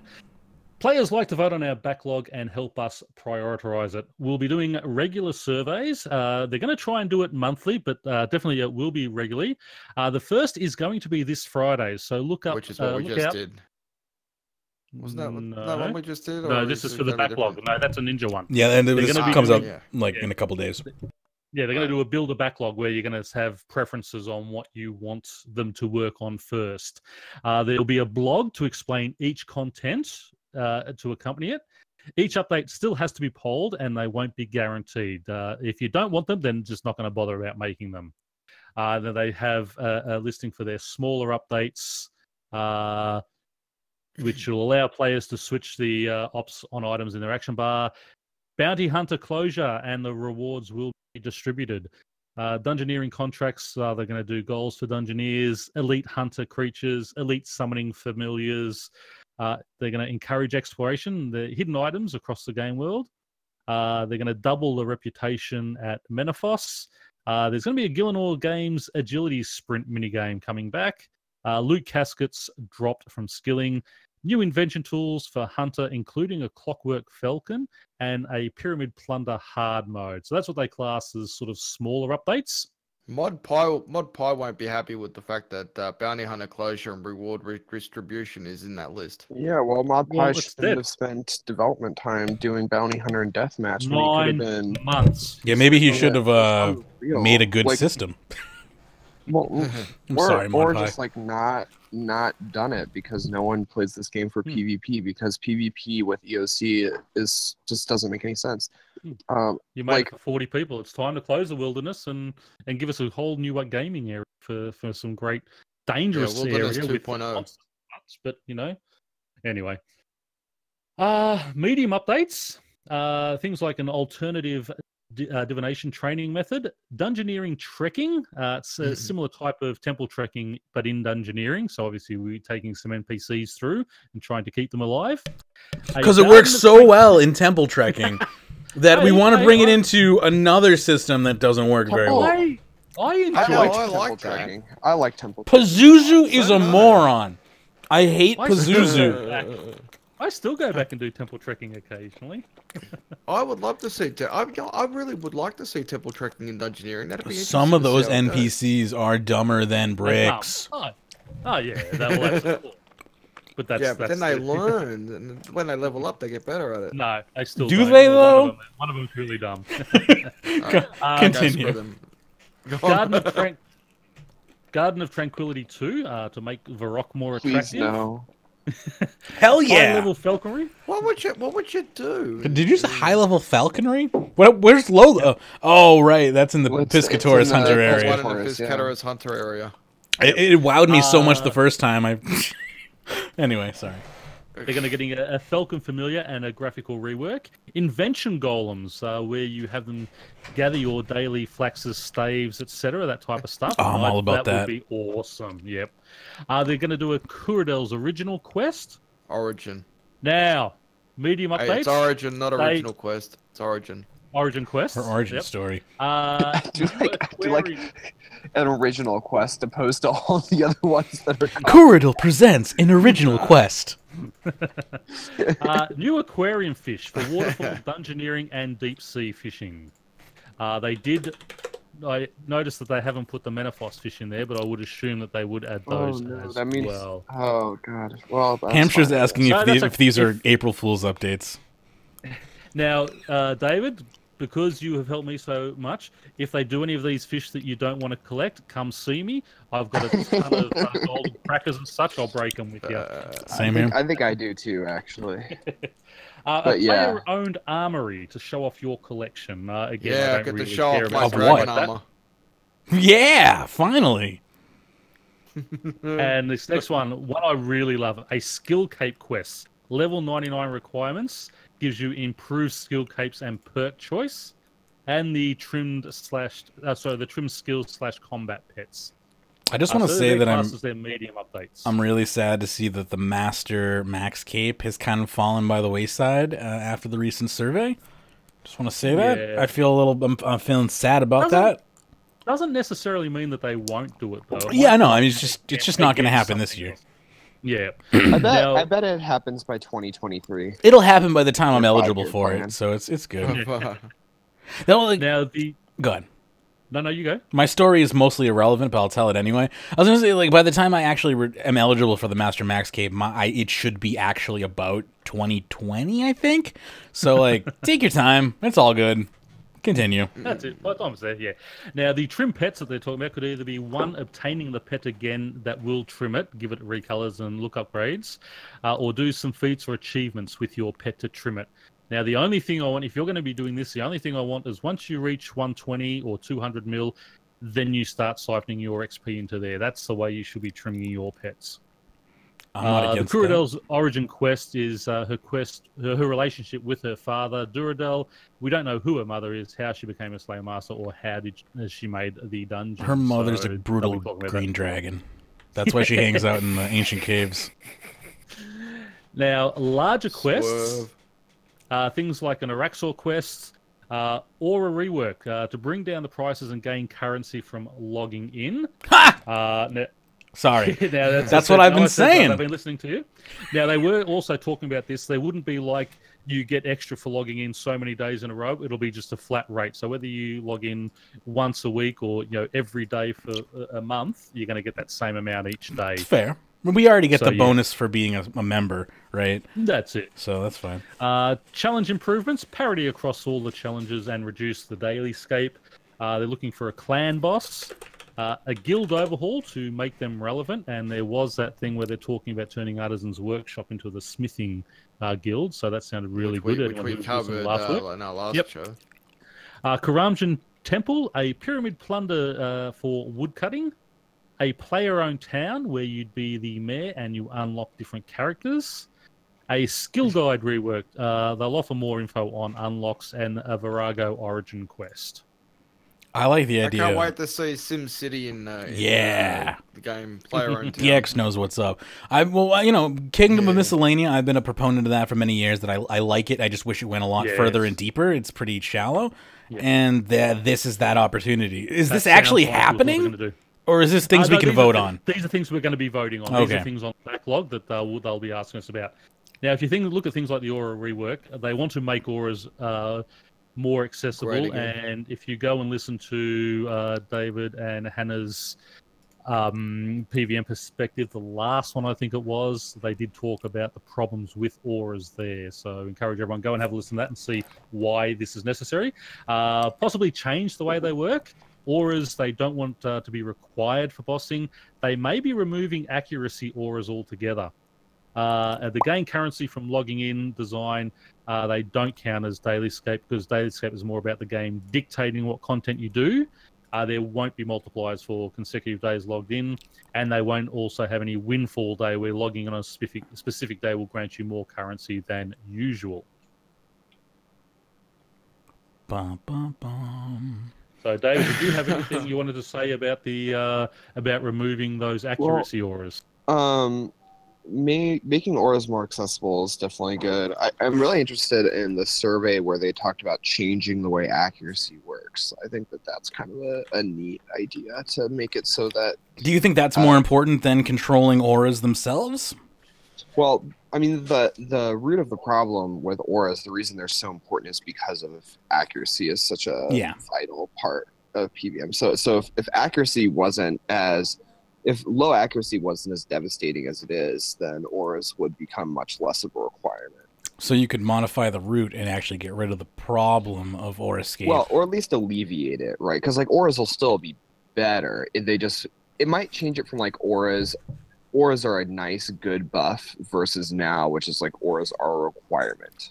So I always thought that auras were they were considered a requirement because they were a nice buff. So you're telling me that some of these teams are just they wouldn't be doable, or is it really more people just want that extra DPS and it's more of a human concern? I personally can not very competently or consistently do Telos kills at high enrage unless I'm maniacal. I just can't do it. That's not true for everyone. Some people are a lot better than me. And maniacal is an accuracy booster? No, that's the Zerk aura. Okay, so how is that relevant to the accuracy debate? But because I'm trying to figure out, does accuracy aura just mean, because maniacal still boosts accuracy. Maniacal I'm learning. Highest accuracy boosting aura. Right, so you've got 2 accuracy boosting auras for each style, the Zerk variant and just the flat boost in accuracy. And I'm not sure whether they mean both the Zerk variant and the flat boost in accuracy. If they're talking about removing all of it, I don't know. I think that making auras more accessible and making accuracy less important is a fair enough solution. I don't think you have to remove them. Interesting. It's all kind of outside of my scope, but it's interesting to hear these things. I didn't even know that there was an ongoing debate about the modification of accuracy. That's a whole nother topic. Good. I think that was up in the last survey we had where they were talking about changing the way accuracy works. Oh, okay. Yeah. My eyes glaze over when I see that stuff. I sort of understood a bit of it, but I wasn't like... I think I was just... I think I understand this. I think I was just as confused then as I am now. Go ahead, David. Right now, say you have a 70% accuracy you have 70% accuracy at a boss, for example. That means that 3 out of every 10 hits will be a splash, right? That's how accuracy works. If you miss, it's a splash. You do 0 damage. The debate that's being had is that perhaps accuracy can work more like the defense or armor boost do, where if you have 70% accuracy, if you quote unquote splash, it just means you still do damage, you just don't do as much. So it's just like it'll like I said, it'll work the same way as defense does, but it'll just be another modifier that determines how hard you hit, rather than whether you hit or whether you don't hit. Because a lot of like splashing is just really, it's just a frustrating thing to see. And Telos has a mechanic called tendrils, and basically you have to do a certain amount of damage in a very short period of time, and if you splash multiple hits and you don't use reflect, the defensive ability, you're likely just like losing your streak, which is frustrating because it's just a random chance that you splash. And multiple random chances stacking up in a row is really frustrating. Like with best accuracy in the game, tier 92, Annihil, etc., I've splashed, detonate, and both hits of a wild magic at Telos before. Ouch. That'll kill. Yeah. And that's it. And if they did like 50% or 30% damage rather than their full 100% when you quote unquote miss, that'll be much better that way. And that way, as you said, you don't need to rely on all those auras as much. Yeah. But yeah. But it's a pretty huge boost. Like in AOD, for example, auras can be the difference between having 100% accuracy and having 85, 90% accuracy. So it really matters a lot. I've seen some of those where people hit every single time. I'm sitting there going, that's amazing. But yeah, it's all because of the auras and such that they use. But anyway, moving on. Shall we go on to rebuilding Edgeville? Let's do it. After 437 years. Right? It's been way too long. That's, I mean, it happened back in the 5th Age. It got burnt down, and don't even notice it now. For years like that, and now it's and now we're finally doing it in the 6th Age. But it's something. I mean, I go to Edgeville a bit, so I want to see it cleaned up a bit, and I thought this is a nice way that they're doing it. So it requires the Ritual of the Margaret to begin. It's going to be a Master Quest Cape requirement, but not a Comp Cape requirement. It's obviously going to be members only because it follows on from the Ritual of Margaret. If you haven't done the Ritual of Margaret, obviously the town's not going to be burnt down for you anyway. What's the deal with this? They're so scared to make things complex. I don't get it. Like, it's not that bad. Anyways, continue. Yeah. Weird. Again, it says requires Ritual of Margaret. Talk to Mandalith in Edgeville Bank. He'll give you the task to start cleaning up. He wants to clean up Edgeville so that people stop talking about it. He believes that too much talk about Edgeville will make the Dragonkin come and attack again. He'll give you a to-do list. So they're going to clean up the scorch marks. Aggie, the witch in Draenor, has a special magical broom that can help with this. You fix the broken structures. Speak to Jeffrey east of the bank in Edgeville and get a special hammer from him. Clean up the burnt skeleton north of the bank. Clean up the fairy ring to the east of the river with 5 bittercat mushrooms. Clear the debris from the river Lum. Clear the debris east of the river. And repair the trees around Edgeville with a magic watering can. The bittercat mushroom seems to be the default way to actually activate the fairy rings. If you go to the ancient dungeon, also that's another example of where it was used. And also the Lost Grove. And also down in Karamja Forest. But that's how they are. They're made by the bittercat mushrooms. Yes. You get 5k XP per action and clean up everything once you receive it. You get a Dragonkin lamp, and you can unlock the ability to receive Effie the effigy pet. Now, you're not going to get the pet, you're going to get the chance to receive it. So every time you open an effigy from then on, you'll get a chance at getting the pet. So, you're so worried about Edgeville being attacked by Dragonkin, you're handing out free Dragonkin lamps. Really kind of counterintuitive to your plan here. Where's Will Smith's neuralizer when we need it? They're going to look into the adding the option of Effie telling you how many effigies you've opened, but it will only track from now since we've never tracked it before. So you'll get a chance at getting the pet. Mod Meadows competition dialogue will not be implemented on release. Expect it at least a few weeks before it is put in. Cool. Moving on to ninjas. Content that the ninjas will be working on soon is Tears of Guthix improvements. Thank God. This is what they've done over in old school RuneScape. The tiers will stay longer in place, and they're going to make it run easier to run between each tier, and making the action of gathering the tiers cancelable. And there will be an in-game clock added to the lobby. Nice. Yeah. Moving. Do you want me to keep going with safe I can cracking? pick up now if you Okay. if you'd like a little break. We've got safe cracking coming up next. Obviously, a new activity coming to the thieving skill. The goal of it is to add some diversity to thieving. It's going to sit in the middle of elves and pyramid plunder. Think of elder trees for thieving. Perk unlocking system similar to Aquarium. Mod Shogun began development on the 13th of November. It will be an expansion to the Thieves Guild, and its target is between 65 and 95 thieving. At level 95, it's more of a lean forward than Elf City, and it should have greater XP per hour than Elf City. That's currently still in the conjecture stage, but we're expecting it to be greater XP than Elf City. So again, you're going to travel across the world to the most lucrative castles and keeps, looting their valuables and dodging their security and alarm systems, returning to the guild with your loot, including the tops of Varric, Rogue's Den, and Zimorgil's Fort. Mod Shogun said it was 16th in January. I don't know exactly what that means, but I guess that's the locations we've known of since then. Safes also carry legendary items, things so precious to the Thieves Guild, they want to display them for every up-and-coming rascal to see. So you can Please let that be a party hat. yeah. You can get XP and hanky points. Each legendary item acts as a perk to thieving, like prawn perks, and a memorial Guthix, or the memorial to Guthix. So you'll have like a shrine where you can place these items similar to that. Brand new tier of hanky points and reward shop items will be available. You'll be able to optimize your thieving training further with additional loot bags and better safe cracking techniques. You can get a thieves kit, which includes a lockpick and a stethoscope on your tool belt. You'll have a stun protection consumable, which will give you stun immunity for a certain amount of time. They're currently guessing about 30 seconds, and it will only work with thieving. Items that'll also be consumable that will allow you to reset Elf Clan suspicion as well. Those with 99 will get an immediate boost. Obtain a looting bag from the guild to store your safe cracking loot in. Cracking safes will be pretty AFK. There will also be mechanics that will be optional that allow you to lean forward, such as you're safe cracking.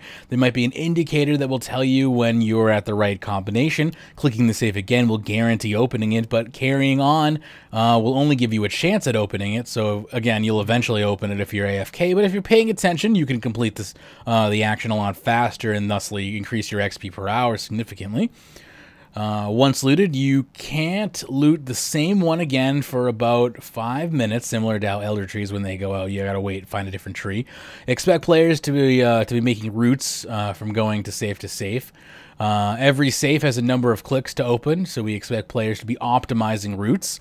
There is no hero item this time. We aren't planning on throwing one out with every update. Deep sea fishing and treasure shells happen to be released together, so 2 hero items almost back to back was coincidental. The teams, Can I just interrupt there for a sec? Sure. It was funny that they were talking about that neither the two groups knew that the other one was actually making a hero item to be done. That's funny. So you would think that they would say, hey, listen, we're going to be releasing a hero item into the game and let others know about it. So it's sort of, I had a bit of a chuckle when I heard that they don't seem to be communicating that well about things like that.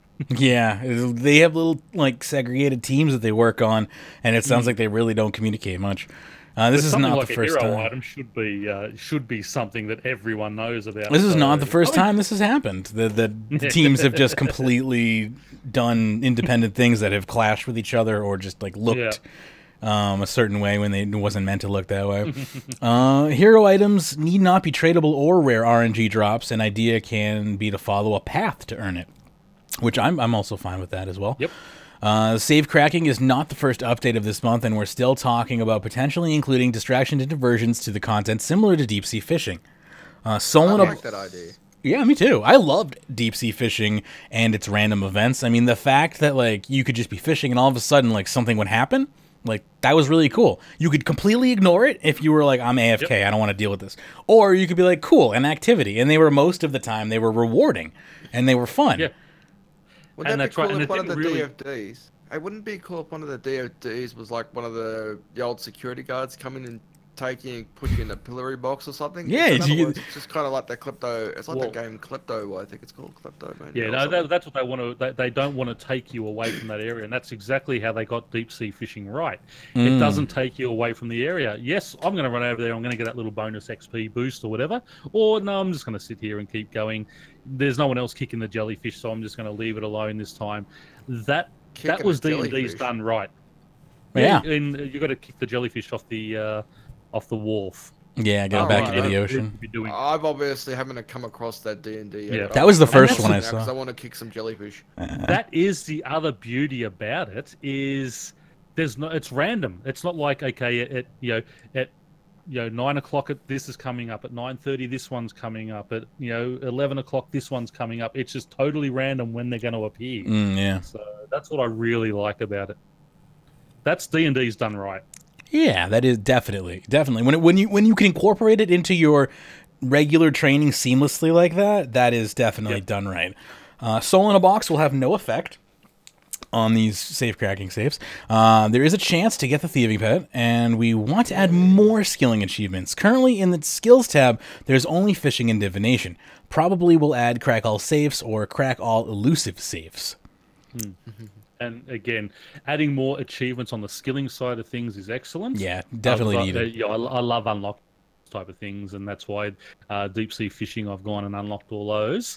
The other thing what they said about the thieving pet, you'll get the pet chances per safe crack, where you get that smaller XP drop, not when you get the big chunk of it at the end, because it is based on an XP amount drop on that one, so it is only while you're cracking, not the lump sum XP at the end. Thing is here, like, this all sounds great to me, but like, and this is, I'm obviously talking about someone coming from a very late game perspective. This sounds awesome for anyone who is playing the game and they are, this is their first few years of playing. This content sounds great. As a 17-year vet, this content is probably going to be completely overlooked by me beyond release, even in my normal training.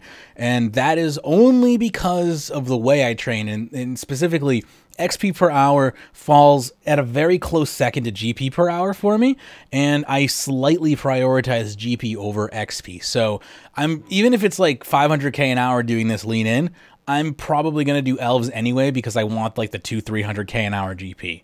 So like someone like myself, who on paper you'd think safe cracking of all things would be incredibly lucrative, but on it doesn't appear to be. So I think they are talking about having some sort of nice rare drops where you are going to make some nice GP. Whether you want to, again, that is an RNG thing.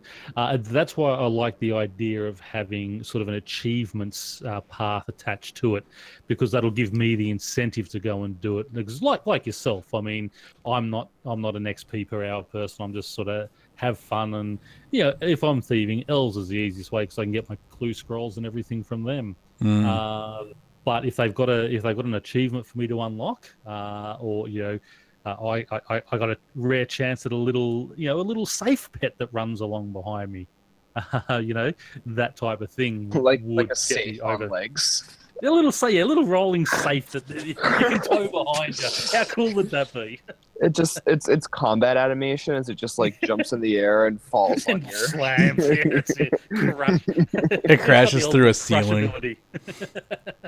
That would get me there for a limited amount of time for sure. But like for training my skill to 200 million, which is where my next thieving goal lies, safe cracking might be overlooked, because I need to make money as a skiller too, because I don't have those really high-end combat options, to me at the moment at least. Yeah, I mean, it still sounds really cool. Just from 17-year vet perspective, falls short in the GP making department, which is mainly where I'm at now. As far as the way I play the game now, is I'm trying to find ways that I can train my skills, to 200 mils without losing money. That's kind of like how I've decided to play the game, which is, that I'm not saying that Jagex needs to cater to me, to my play style.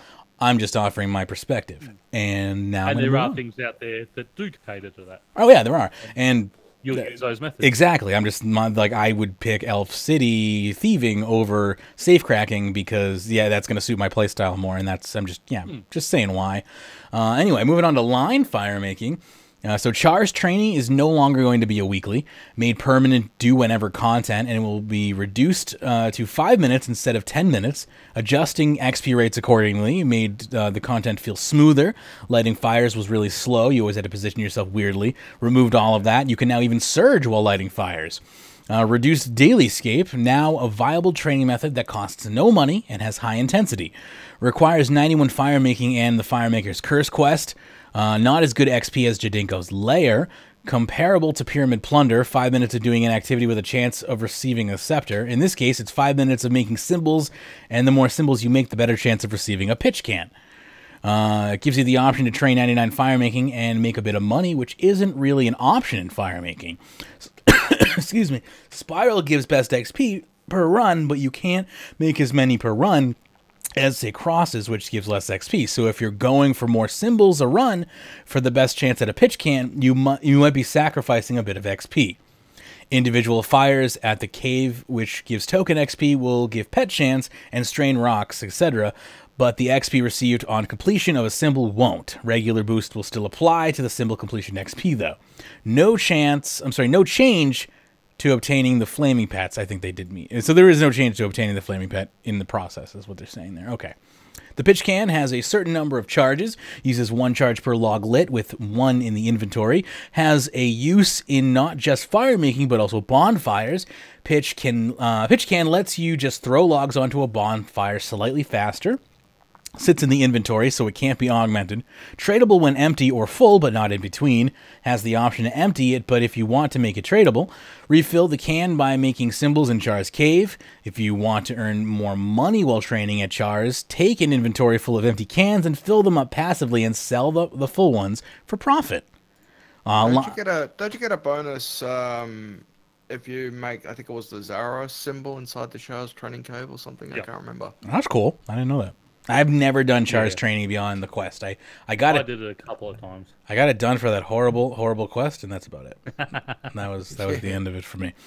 It wasn't bad, but what they're talking about, that you have to stand to the west and light the fires, and it was just too fiddly. Water. It was good, but it was just too fiddly. Yeah. Wasn't that the thing? You just lure her to the water, and then you'll be able to help. That's the quest. I'm talking about the thing afterwards. Just making the fires. So line fire making. At level 70, you'll be able to light fires faster using pitch cans to make it super fast. And that's pretty much exactly what you're talking about. I've seen a demonstration of that super fast stuff. That is really quick. It is cool. Yeah, I like that. I think it's really good, too. It's going to be so much XP. I wonder what that's going to do to XP per hour. Are we talking like 800k an hour, or am I going... At least, yeah.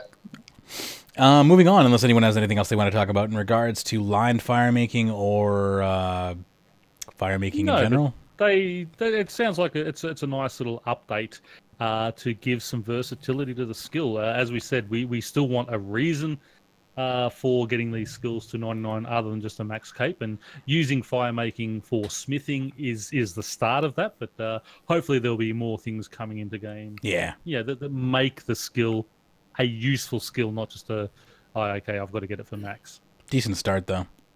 Yep. All right, moving into the 5-year skilling plan then. To read more on the skilling plan, there is an entire document below, but we're going to talk about what they've talked about on the live stream. So deep sea fishing was tested, the various aspects of our skilling plan. You can see what people enjoyed as there was a poll here. Again, random encounters, 31% of people came in. This is just, you chose your top one here, so you could only select one of these. So 31% random encounters, 26% sail fishing, 15% swarm fishing, 10% jelly fishing, and everything else is below 10% there. So those are the top ones there, are random encounters, sail fishing, swarm, and jelly fishing. So surprisingly, random encounters at number 1.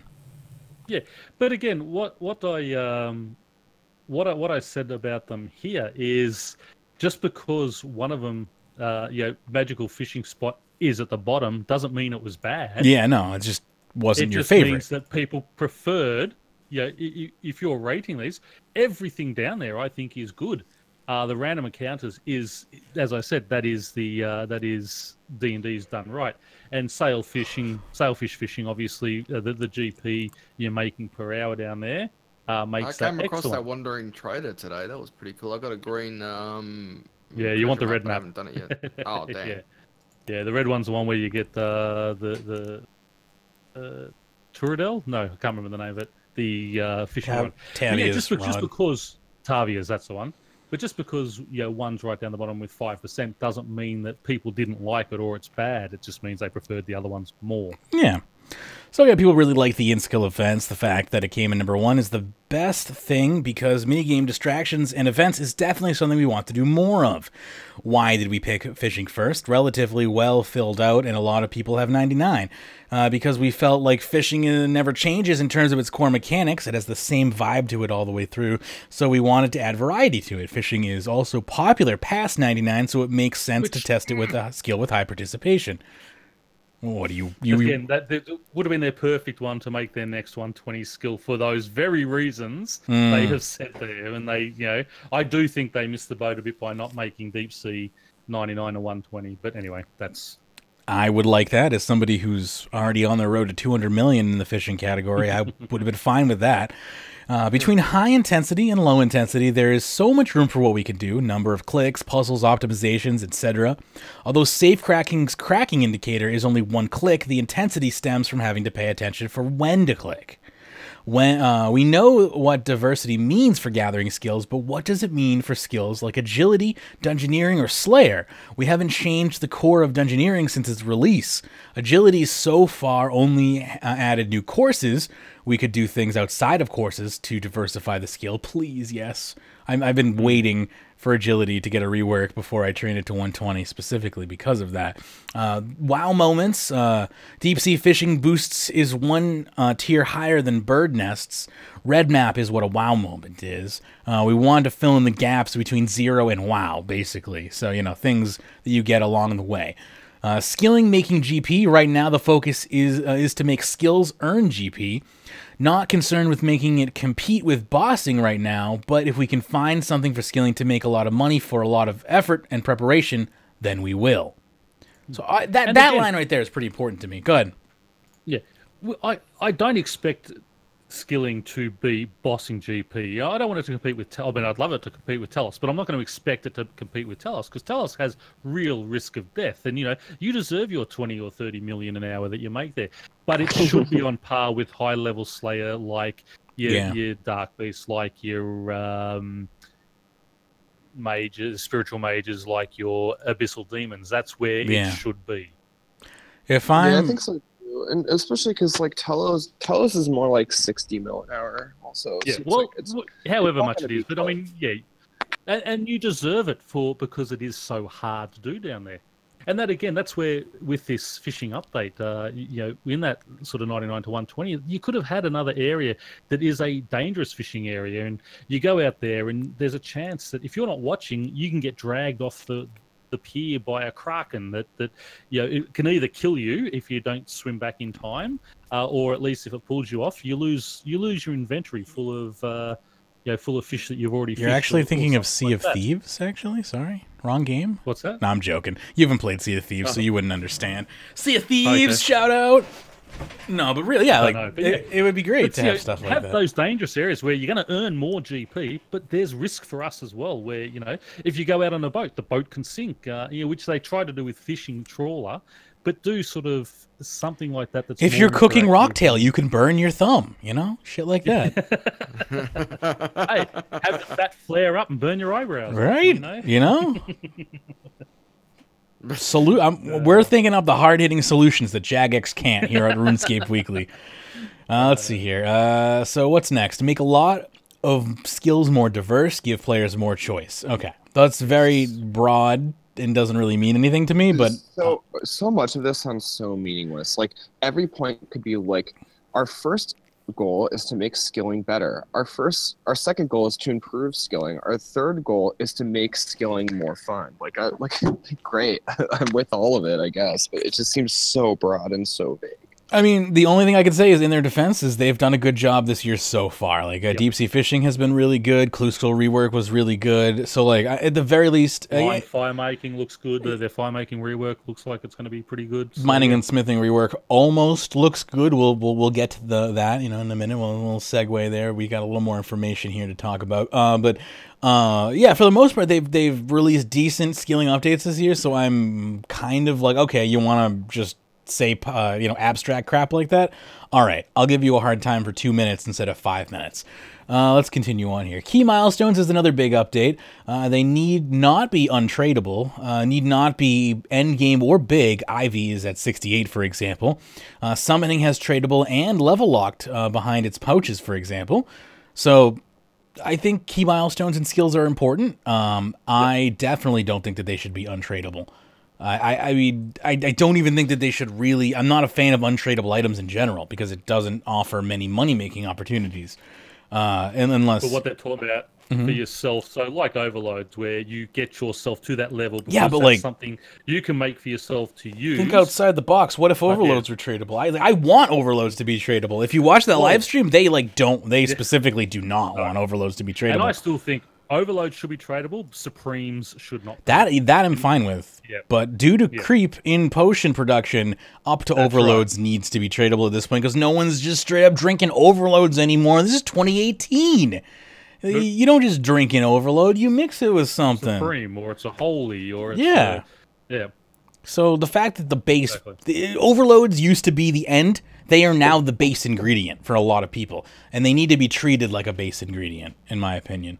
But yeah, I agree. It's so archaic, and I hate making overloads. I hate it so much. Yeah, and I don't blame you, especially if skilling is not what you want to do in the game. Why should you be forced into a role that you're not enjoying? And one thing they were sort of saying about it was, they don't want people just being able to buy the best in game. That's fine. Let them before they're allowed to buy them. They must have 95 or 96 herb lore before they're allowed to buy them. But once they do have that, it can then be tradable. Yeah, put a level lock on purchasing them or something, but don't force the person to have to grind out making them, That's right. So don't you have to complete druidic ritual just to enable Not herb anymore. lore? No, not anymore. They took that off. That was for quite a long time, but yeah. People hated that. So a 5-minute quest. Oh, God forbid you have to do a quest. So construction could do with another track and path outside of the build destroy routine. And that's pretty much it. We've already covered the next 5 years in skilling from RuneFest, so I'm not going to read through that again. I do want to use that to segue, though, into the fact that, mining and smithing rework hasn't been released, obviously, but is in the works for this year. We've said many good things about the mining and smithing rework and how they've been doing good work with skilling this year. But this post here by Kekamil, which we've talked about previously, but David wanted to cover it and probably bring some insight to the table that we would not be necessarily capable of doing. So I wanted to kind of hear your take on this, David. Kekamil saying Tier 92 Masterwork gear is still dead content. Yeah, so I was mostly talking about this earlier, how the degrade to dust mechanic means that if it doesn't have a huge set boost or something like that, because of how minuscule the buff is, it's not like a tier 92 weapon where you're getting buffed to accuracy as well as damage. And also there's a spec like the Zeros Godsword spec, for example, is really, really excellent. It's just a tiny boost to damage, like almost indistinguishable. Like right now, the difference between Virtus and a tier 90 gear is almost impossible to distinguish. Tier 90 gear is certainly a little bit better, and the defensive buff is nice. But tier 90 to tier 92 is so vanishingly small that it's almost certainly not going to be worth it outside of maybe record attempts. And record attempts are so RNG based that it'll make very little difference for those as well. So really, as currently conceived, even me, like I spent a lot of money on silly stuff. I probably won't buy tier 92 armor unless the price is pretty cheap. It's just not worth it. It doesn't make any sense. and it's just way too expensive for the value in terms of how it's currently conceived. Yeah, and it's going to cost. Think about this. It's going to cost at least what, like 100 million to create one of these sets with the current price of things. Yeah, that's not even close to worth it, because Malevolent is what, like 40 mil for the whole set at most. I think it's less. I think it's more like 35 mil. So you're talking about tripling my cost for a boost that I literally will be able to notice. And that doesn't make any sense at all. And that's only if you want to create it yourself. That's what's going to cost. If you want to pay somebody else to sink in the 586 minutes it requires to create the outfit, there's obviously going to be a markup involved there as well. So that's no chance. It's just not worth it in any realm whatsoever. The way it's currently conceived, skillers will make no money whatsoever. My guess is it'll cost more money to make the armor than it will be to sell it as it currently exists, because there's no reason to buy it. If they made it degrade to broken, that's totally different, because you buy it once and you keep it forever. That's obviously something that everyone would buy, because why wouldn't you buy it? Yeah. Because the tier 90 equivalent is now, you're no longer having to replace your tier 90 every month or whatever. That seems like the logical solution to me, but I'm also I was good. Giving it an OP set effect doesn't sound good to me at all, because it's just like the DPS is already too high, and it would have to be a damage based in order for this set effect to be worth it.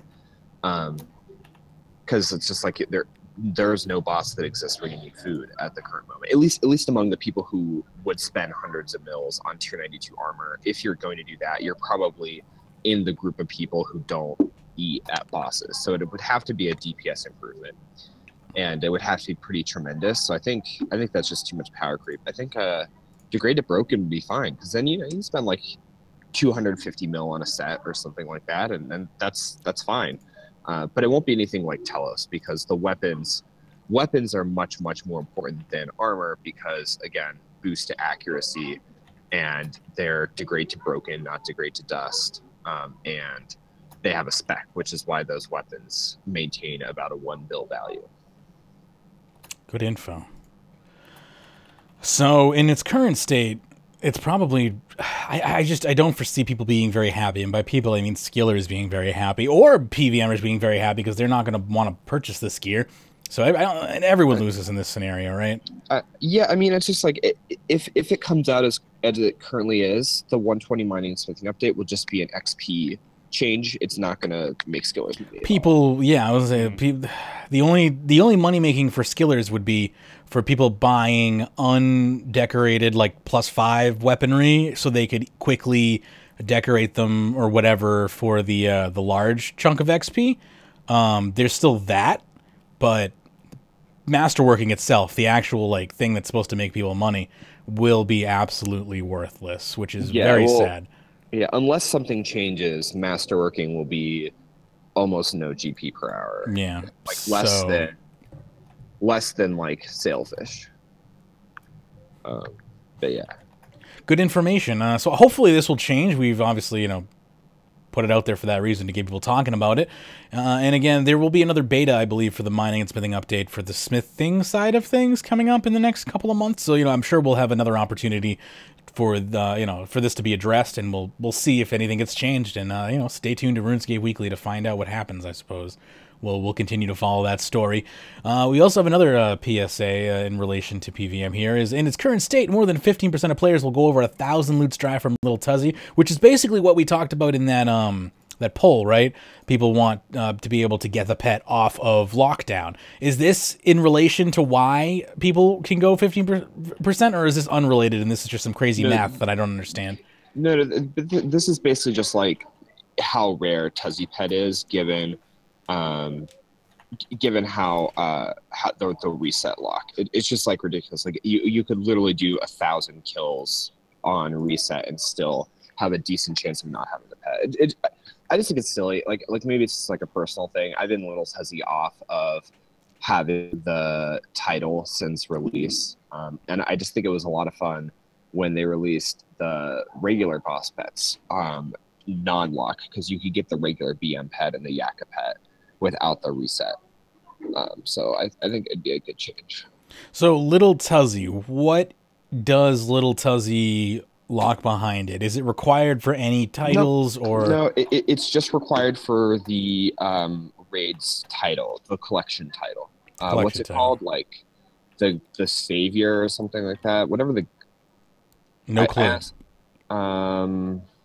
I can't remember what the collection is, but it's one of the collection Gotcha. titles. It's a collection title. That's all I needed to know. Yeah, it's not locked behind. It doesn't lock IFB or anything like that. It's just the collection title. I guess if it's purely a cosmetic thing, I care a whole lot less. But I can see why people would be frustrated for sure.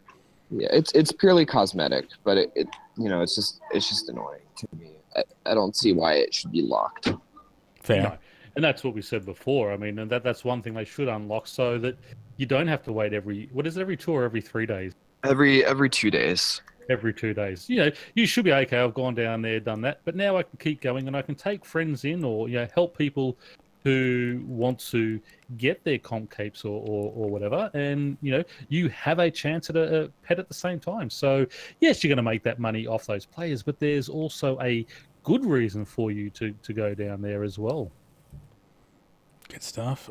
So any other thoughts on Big Tuzzy or raids, or shall I move along to our this first? Is coming from someone who will never get that pet and probably never go for that pet. And I think it should be definitely opened up to off that reset time that they should be allowed to get it. I'm going to safely abstain. I just want quick plug for entry to high level PDM. Literally anyone can do Beastmaster Durzak. Anyone. It looks really fun. I died the last time we went, didn't I? I did. That's how I survived that one. It was it was the other one I died at. Yakka. Yeah, Yakka's a whole different game. Yeah. Beastmaster Durzak, it's fun. You could get a group of 10 people and only have, say, maybe 3 people who know what they're doing. 2 people who know what they're doing even, and be totally fine. Your kills will be slow, but it's pretty hard to fail a Beastmaster Durzak kill at this point. I just want to say, how good was I at following instructions, though, to get my kills there? You sit in the corner and wait there. Yeah, you were very good at following, except and the auto-retaliate thing wasn't your fault because we didn't warn you to turn auto-retaliate off. But yeah, the Rots one was even better. You don't even have to enter the fight. You just stand. I know. I just sat in the thing and just say, you stay there. No, come in and loot the chest. And I must also, when I did loot the Beastmaster chest, I picked up a pair of the Acto boots. Yeah. I felt really bad about because I thought, I thought maybe I've taken a drop from someone who actually deserved it, but anyway, they're non-tradable, so I have to keep them. You poor thing. Moving along. For some reason, this made it onto the RuneScape Reddit forum, so I figured I'd address it since it got a lot of comments talking about it. Big Fish Casino video game constitutes illegal online gambling. Federal Appeals Court rules. This article comes from GeekWire.com and is by Nat Levy, who writes, a federal appeals court ruled Wednesday that Big Fish Games' Big Fish Casino constitutes illegal online gambling according to Washington state law in a case that could have major implications for casual games market. Big Fish Casino is a series of games like slots, blackjack, and roulette that use virtual chips.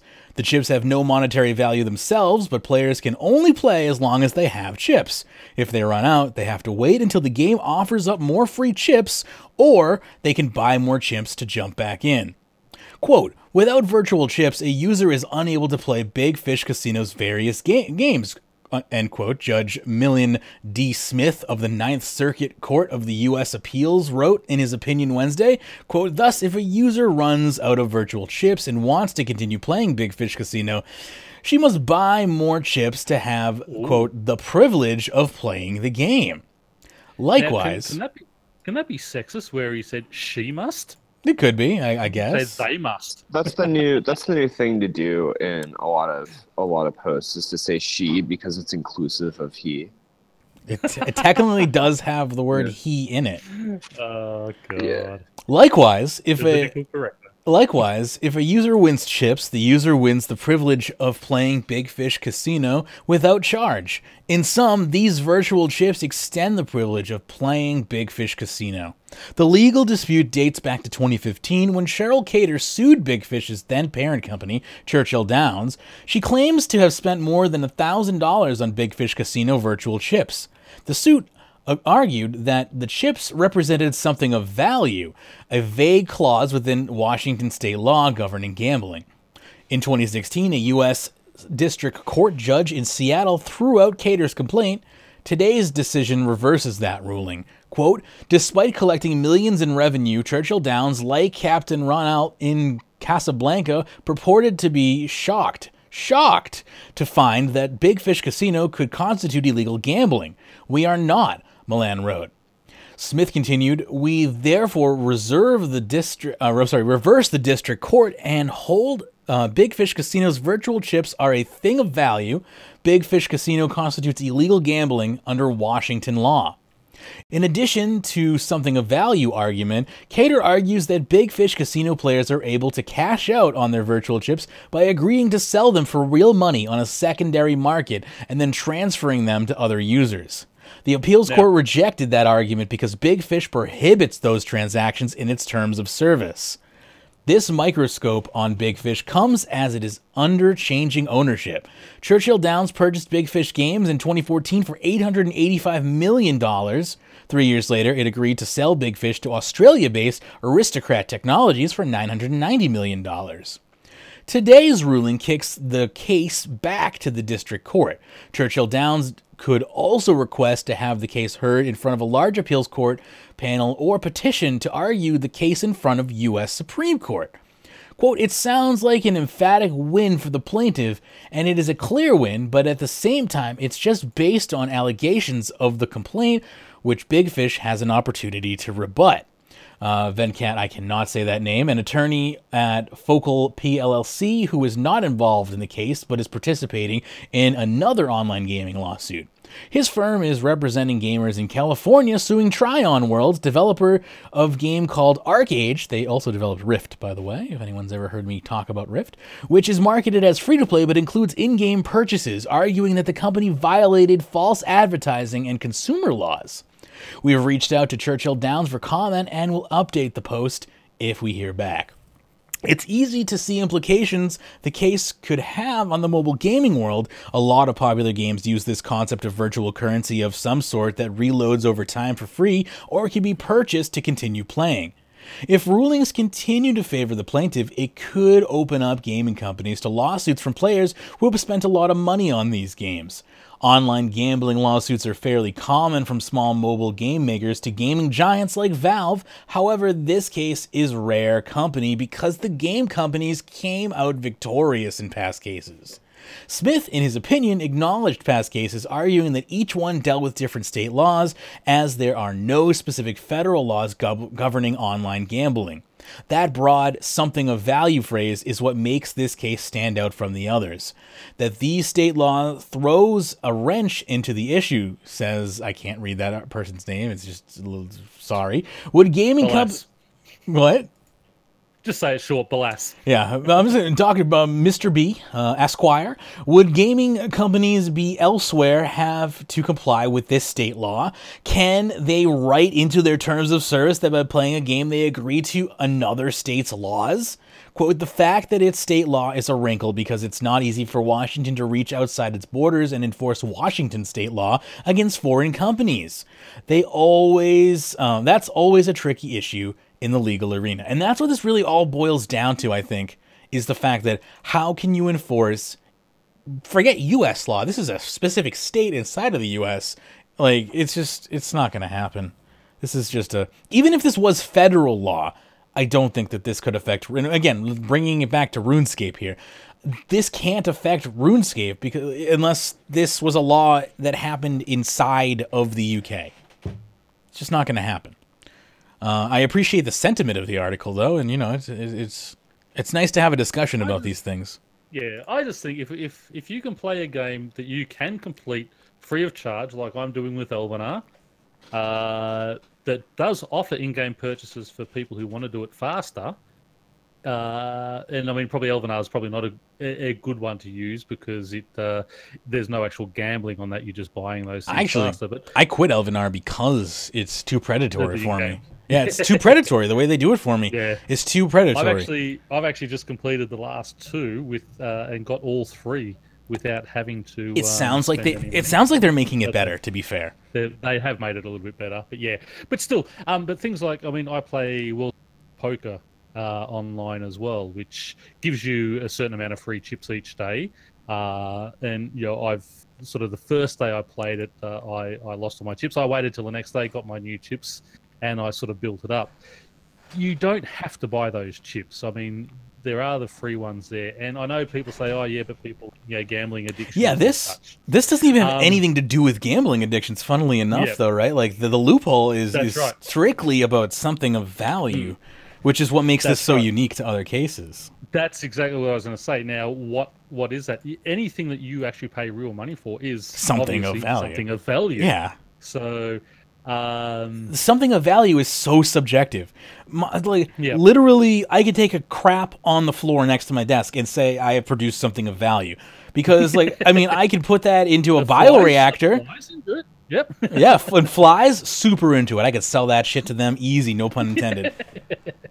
Yeah, but I mean, yeah, things like where where she's saying you're able to cash out their virtual chips and sell them to a secondary market, as long as that is not the actual big fish casino that is running that secondary market. Yeah, which it doesn't sound like they are. Yeah, and it sounds like, again, because they say Big Fish prohibits these transactions, so it's the same as selling RuneScape Gold. Exactly. It's a third party. There's nothing like that. If I could go and win an item on Treasure Hunter and then turn around and sell it on the Jagex marketplace, we would be in a completely different legal arena. Obviously, that's the sole reason why you can't buy things with bonds anymore that aren't in-game items. Like, that's why they had to stop doing RuneFest for bonds and stuff like that, because it's a physical item of value. Like, you can't do shit like that legally.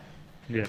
And then not say that, and then really quick. Yeah, then you get into some hot water with saying that your currency holds value if you can start purchasing real world items of. Yeah, like my pizza for bonds idea, which is not my idea. I stole it. I co-opted it, but whatever. I'm stealing that. You know, that idea is amazing, and I want it to happen so badly, but it can't ever happen without Jagex entering into a completely different business model. And that actually surprised me when I sort of sat back and thought about, you know, RuneScape for bonds and things like that, and thought, wow, I wonder if when they put that into the game, if they actually ran that past their legal department first, or if someone just thought, hey, I've got a great idea, and they just pushed they gave it to the CEO and just pushed ahead with it. I wonder if they actually ran it by their legal department first, because when you think about it, this is a very, very dangerous thing that they did. It's, you know what, I agree with you, and this feels like a Wild West scenario where it's like they did it because there were no, good night DX, there were no rules against it, and there was no real precedent for it, so they were like, yeah, we can do this. And then a couple of years later, when like precedents started in legal cases started being developed for it, they're like, yeah, we can't do that anymore, it turns out, because it's the same thing as like a lot of streamers used to give away a lot of free stuff on Twitch, and you really can't do that anymore because it affects. There's a whole host of issues with it. There's tax issues with it. There's legal issues with giving away actual things that are worth money and stuff like that. So, like, yes, there's a whole host of problems that you yourself can get yourself in trouble with that are just like, it's not worth it.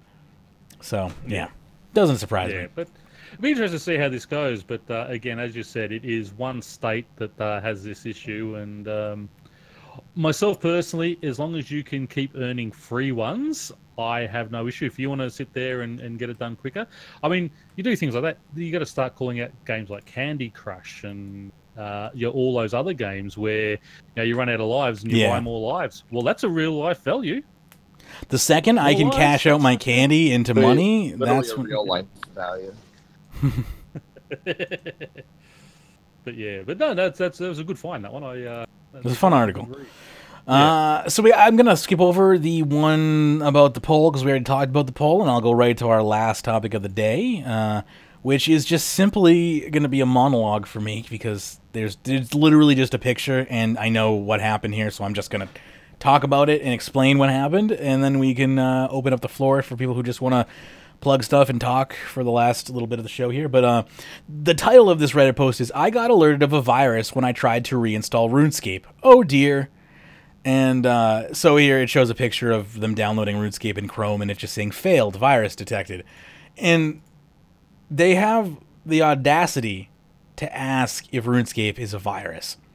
Like, that's their main concern here. They say, here his comment is literally, I'm already fairly confident my computer is already infected, but even then, why am I getting pinged from the official RuneScape website as being infected?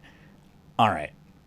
There's so many things. First of all, you just said, I know I'm already infected, but, like, first, why are you trying to install and play RuneScape if your computer is infected with a virus? Problem number one.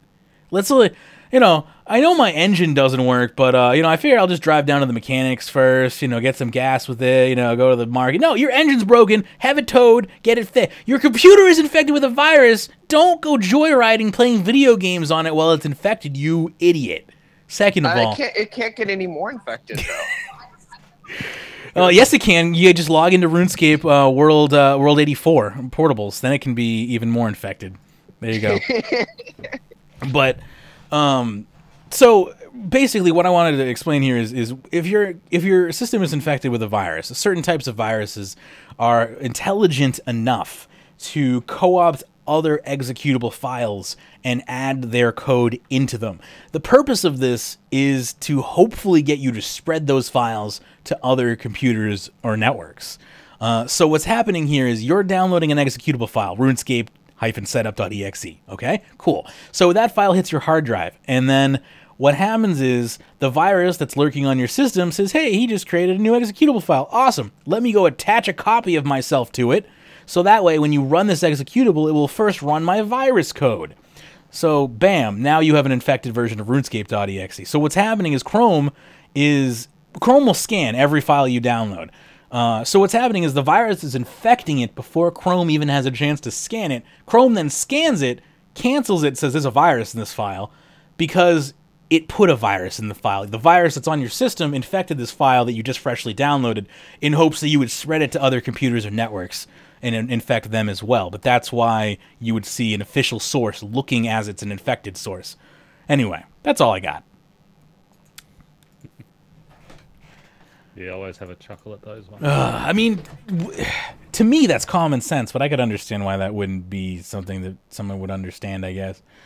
But if you think about it, like, if you're familiar with virology at all, and how actual viruses work, it's basically the same concept of, like, germ theory. It's like, it's literally just attaching itself to a program in hopes that you'll spread that program somewhere else so it can, propagate itself on another system. Just how the cold virus would do the same thing if you shook someone's hand. It's the same idea, just one's digital, one's organic. Anyway, anything anyone wants to bring up on the end of the show before we wrap this up? Not for me. I just want to say I've been doing a lot of Telos lately. I wasn't really into that boss for a long time, but I've done about 450 or so kills since Spring Break, which was like March, and it's really fun. It's I will say, like, it might be an intimidating boss, but it really is relatively easy to learn because it's just repetitive. It's the same sort of stuff, and yeah, I think I would encourage anyone who hasn't tried it to watch some guides and try it out. It's quite fun, and it's pretty good money. In the last 400 kills, I've averaged 80 mil an hour. Wow. Which is pretty good. Pretty good, he says. What enrage you're running at? I typically, so I can pretty confidently streak from 0 to about 700. And then that's when I start struggling a little bit. Usually, if you can streak from 0 to 500 without any problems, which isn't as hard as it might sound. It probably sounds hard, but it's really not. 0 to 500 is relatively easy. You'll probably get a drop 1 in 2 or 1 in 3 streaks. Okay. And when you run a streak, like, say I've done 5 kills. Pretty good. my kids come in and want to go out, I can just close out and come back and continue on that streak, or once you sort of absolutely, shut out, absolutely. you can? So like, Okay. I mean, you have to finish the kill, right? So Yeah, like, of course, yeah. Yeah, but you can do a streak for 2 hours and then come back 2 weeks later and keep doing it. Okay, so as long as you don't collect, that's continuing on your streak. Yeah. Yeah. Good. Yeah, as I said, and if anyone who wants to have a good laugh at someone trying to learn Telos, there's 3 videos up. I'll call it Trials at I did Telos. watch your videos. They were pretty funny. Yeah. I was just like, what is he doing? Did he not watch a guide? No. No, I watched the guide and I thought, I hate watching. I like to learn myself. So I watched one guide, and actually I watched 2 guides. I watched the RS guide and I watched the one you sent me, June Song. Yeah. So I watched both of those. Oh yeah, and then I was trying to remember down things. I was trying to remember things and thought, okay, this is fun. I ended up going, because I'm no good at switching, so I ended up taking my Seismic Wand and just the Magic Defender, which is only a tier 70 because I haven't got that's a good way to learn yet. actually. And I found and a wand. Yeah. Yeah, I found doing it that way was actually a lot easier. And once as you said, once you learn the way those specific mechanics work, every 3 hits or every 4 hits, whatever it was, a special comes up. Once you learn that, yeah, it's really good, and he is actually a fun boss. So I'll be going back there. Between Telos and other bosses is most bosses, every certain number of hits, it does a special, but you might not know what the special is going to be. Telos, the specials always come in the exact same order every single time. There's never a change. Every kill is exactly the same.